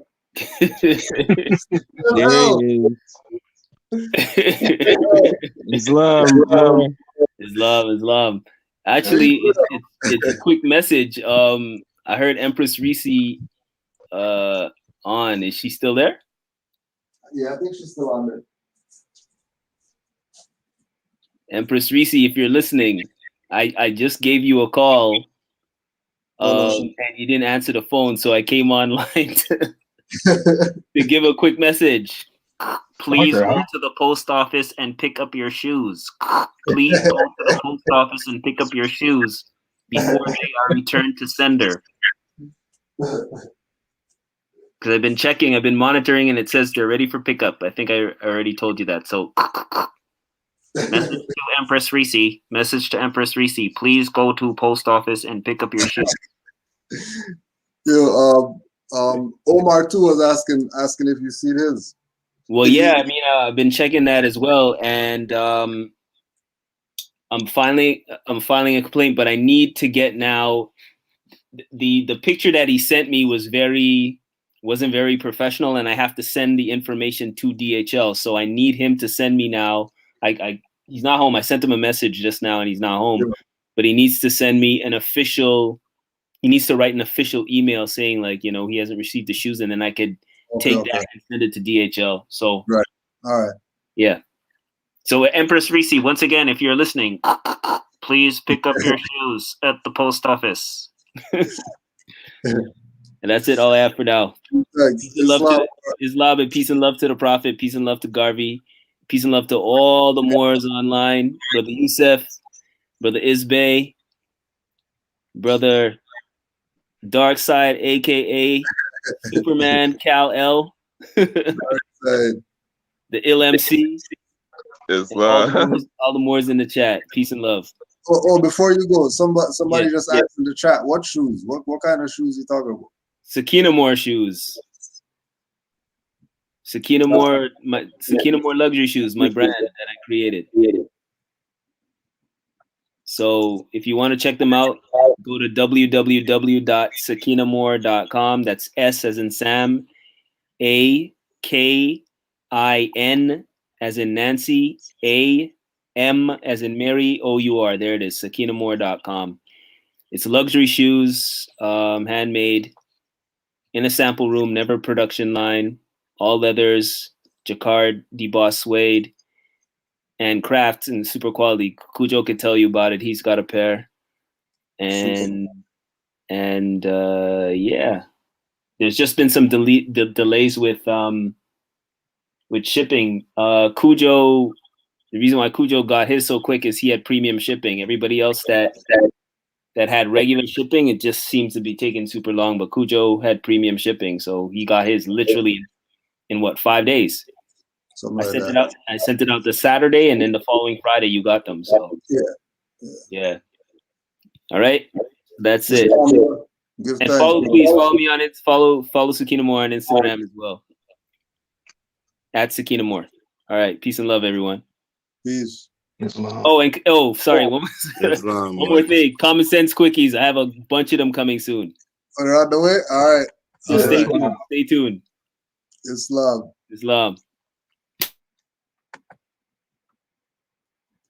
Islam Moors, like I was saying, any closing remarks before we get out of here? Nah, just Islam, Grand Sheik. Give thanks for your platform. Honors to the Prophet. And give thanks to all the Moors that showed up into the platform today, too. And honors to the Moors in the chat. Islam, give thanks. Give thanks, Islam. Islam. Give thanks to everyone on the panel, everyone in the chat, all Moors globally. Use your mind. Study, study, study. It's coming down to the wire. And I give thanks to you, Grand Heki, not for the platform, but for being you, true Islam. Peace, Rock Halal. What we got? Oh. Islam, mother. Islam, can you hear me? Yeah, we can hear you. Islam, I just wanted to say to the mothers, let that video be the refining fire, the purifier. When I watched it, it made me angry. So I had to take a second and just breathe and just realize that it's a necessary evil right now to get us to do what we need to do, which is, get back into our proper state and birth these children the right way. It's cool to get angry, but anger needs to be followed up with some action. It's just time for us. I've had 4 babies now, 4 principals. I'm working on the 5th principal, and we can do this. We can definitely do this. You got to get in tune with yourself, get in tune with your mind, get in tune with your body, and we can bring these children through without any outside intervention. I have been through breech birth. I've been through stressful birth, battling Rome, 2 normal births, and you can do it. Through each and every one of them, you can do this. I just want to tell us this because I feel like we know it, but we don't know it. And you just got to trust yourself. I've had Rome even tell me and tell my consort they were going to lock us up because he was impersonating an officer. Impersonating a doctor if he delivered our own child. And, we just had to laugh at the goofiness. That's crazy. It is. The stuff I've been through as far as my children, it's been wild, but I had to sit back because it was like before I had babies, nobody cared what I was doing. After babies, the whole world wanted to know what I was doing, what I was feeding them. Nobody showed up with any food, but everybody cared how they were eating. So it just had to look and see what this really is. And, we are the highest commodity on the planet. We birth chaos when we birth, order. Everything comes through us. So we just got to get our minds and our bodies back under our subjection so we can do what we need to do to clean this up, because it's got to get cleaned up. We need to help nature, not just be subjected to nature. We are nature. We need to, do what we got to do to help nature. I had a bunch of things I wanted to say, but now I'm flowing. It's not coming out the way I want to say it, but just you get out whatever you want to get out right now. I just want to just let us know. I seen a mother who even had her baby taken from her, and it was like the stuff. It angers me, but we gotta use that to really just do better. There's doulas popping up every day. I thought about being a doula, but I feel like I would want to work more on getting their minds together because they can do it for themselves. I've birthed my babies at home, in the bathroom, in the dark, to the point where the last one we were pros at it. It was like, oh, this is light work. Not even dealing with the pain of it anymore, because I got myself into place. I did what I had to do. I faced the demon, and I got there. The first child I had fully in the hospital. They were telling me my body was attacking her, and I'm sitting there. Every week they had me there for 2 hours, took my blood and hooked me up to machines. And I had to sit there one day, and I'm like, why would my body wait until the 8th month to be like, oh wait, there's some foreign entity, I need to attack it? I wasn't listening to myself. And even when I was in the hospital giving birth, I'm looking over at this expensive midwife, and she's just sitting there knitting and eating and getting bigger by the second. And She's telling me and everybody else what's going on the inside of me. And I'm like, this ain't right. She's having good contractions. Oh, you think? Like, thank you for letting me know. I'm here. I'm present. And that's when I realized, like, this ain't right. And as it got close to the end, after I gave birth to her, 2 seconds of her being on the airplane, they did something to her where she was bleeding and they couldn't stop her from bleeding. And they all huddled around to, keep people from seeing my family members. And, my mom told me after fact. And I'm like, this is insanity. So she could have sat over there, bled out, and nobody was going to let me know anything. And I was like, all right, I had enough. It was a repetitive lesson of not listening to myself and trusting everybody outside of myself that maybe just sit down and be like, all right, this ain't how it is. This ain't how it's supposed to work. And from then on, all the babies were birthed at home. I figured it out. I trusted myself. I listened to myself. We can do this. I don't know how else to say it, but just get centered. Just breathe. You can do this. Your body's going to tell you what to do, and you just got to trust and listen. And you got your consort. I will that we have our consort who's going to, at that point, be your arms, be your eyes, be your ears, be your backup to guide you through. But the first thing first is we got to get ourselves back center, back calm, back in control. Take that body back under subjection. Take your mind back under your subjection and study yourselves. That's, study the books, but also study yourselves too. Your body's going to tell you when something's wrong. Your body's going to tell you when something's right. Could you talk briefly about because you just brought up something that I noticed in the video, that there was no consort there. Could you speak on that?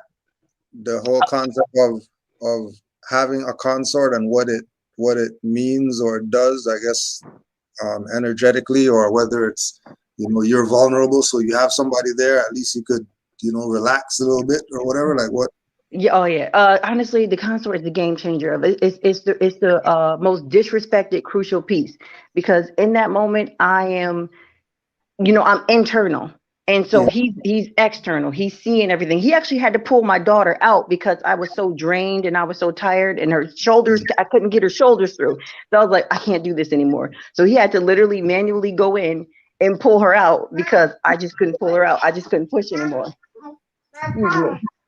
So if it wasn't for him, I probably would have been calling in some outsiders, which is the whole point of breaking up the family. So you go to the outsiders. But because of him, I was able to be good. Even dealing with the placenta, we didn't detach her cord. We kept her cord, but I was still getting used to the flow of the cord, so it tore a little bit. And he kept her honeyed. He kept her honeyed. He honeyed me because I tore too from him. I tore too from just being so tired and him pulling her out. I tore too, so he kept me honeyed. He even checked my cervix because I wasn't going back to them. I was just like, you don't need them. I didn't need them to have the children. What I need them to push them out. You know what you're doing here. You've been here plenty of times. Excuse me for being vulgar, but you know what you're doing. So he checked my cervix. He was like, oh yeah, you're definitely dilated. And that's just how we did the process from then on. So by the time I had the fourth one, it was nothing. He was all right. Well, let me know. All right. Well, what do I got to do? It was impersonating a doctor, as they say. But no. But he knows me. He impersonated well. But he knows me. We knew each other because I knew myself. Though he was able to know me. I was able to show him, how I am, how I flow, what my cycles are with the moons, with me knowing myself. And that's why I stress first, having children is cool, but we kind of doing that late in the game because you need to know yourself first. Yeah. So he can know you, so you can teach him you, and that's how he was able to take over and do everything he had to do because I'm going on, and now I can show him. You showed him how to accommodate you. Right. Yeah. And then I guess the other part is him being willing to take that position too, right? Yeah, which I find honestly more. It isn't really a second thought. Okay. Yeah. It wasn't really a second thought. He studied. He knows mother. Once you have the lessons, everything's good. It's like, oh, this is what I'm here for. It's love to the more. Absolutely. And Islam to all the Moors, all the sons who were sticking by their mothers, and Islam to the mothers, know thyself. And Islam, brother Rakalel, do you have anything to close before we close out?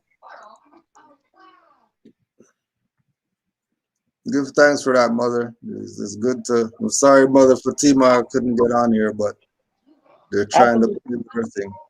Islam. I yield. Want to say Islam to GS. Islam more. First and foremost, along with Prophet Noble Jew Ali. You know, if it wasn't for that MAN, I'd probably be the END for me already. You know, give thanks to the mothers, civilization, and the rise of the Moors. Got to free up the rise of the Moors. Free them any up. contributions, any donations, you know, just all that juju, you know, on IG. Yeah, just keep being you. Nobody else does it better.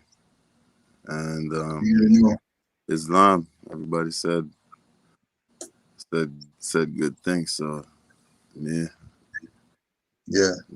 cheering out Islam. Islam, what? Peace and love to all the Moors worldwide. Peace and love to all the Moors worldwide. Islam. Common sense was made before book sense. Canaanland Moors presents Common Sense Quick.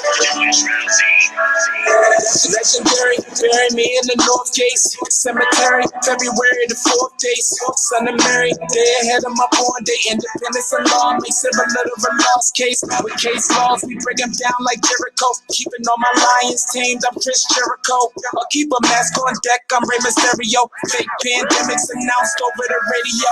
Annoyed with the game, the joys and the pains. I'm Rob Face, mixing with rock the hard way. I was in a lost state.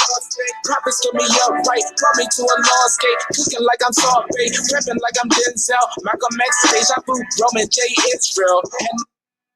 Common sense was made before book sense. Canaanland Moors presents Common Sense Quick. Legendary, bury me in the North Case Cemetery, February the 4th day. Son of Mary, day ahead of my born day. Independence and law makes it a little of a lost case. With case laws, we break them down like Jericho. Keeping all my lions tamed, I'm Chris Jericho. I'll keep a mask on deck, I'm Rey Mysterio. Fake pandemics announced over the radio. Annoyed with the game, the joys and the pains. I'm Rob Face, mixing with rock the hard way. I was in a lost state. Prophets took me up right, brought me to a lost gate. Cooking like I'm Sorbet, prepping like I'm Denzel. Malcolm X, Deja Vu, Roman J. Israel. And over I lay in plain sight. The people still can't see it, so the snake's still showing up. Stakes still high, so the race still going up. Warriors of the North Gate, we not slowing up. Born in the manger, sworn to be savior. Walk through the valley of the shadows of the death dip in slavery. Looking for life, the book of Genesis. Astro plane entrances, invoke the nemesis. Abstract images of past lives kicking in. Danger, running for your life. Finish him. Morris Omar, key man or oracle. Using Trinity powers, decipher allegorical. Lost and metaphorical, holy books are metaphysic. Facts like a dirty more or a Drew Ali critic. Calling him Thomas or Walter and get your face caved. Or cut like a close shave. Drowned in my brainwaves, squash my heat waves. Activating Kundalini. Abyssinia invaded by Mussolini. Selassie I in exile. Reptile in Genesis, niggas appearing real. All I see is false evidence. DA are feminists, stomped on by elephants. Won't like no prejudice, but want Moorish benefits. When you feel the cold magnetic resonance. Apis horns of the sacred book, all maleficent. Great cosmic mothers, return to blessedness. No pestilence, ace all the testaments. Tap into remembrance, never to forget again. Use energy right, not put spell effects on men. Wandering the earth plane with no veil of shades. Keeps you a mental slave as the horizon fades. It's been decades since Christian crusades. Not enough rebellions, too many vigil bouquets. Holding on to the fence, burning on doomsday. War ruled by Mars, it might be on a Tuesday. Canaanland Moors presents Common Sense Quick. What we do here is we add some common sense thinking to everyday situations or comments that may arise. Want to give it a try? Bet they won't.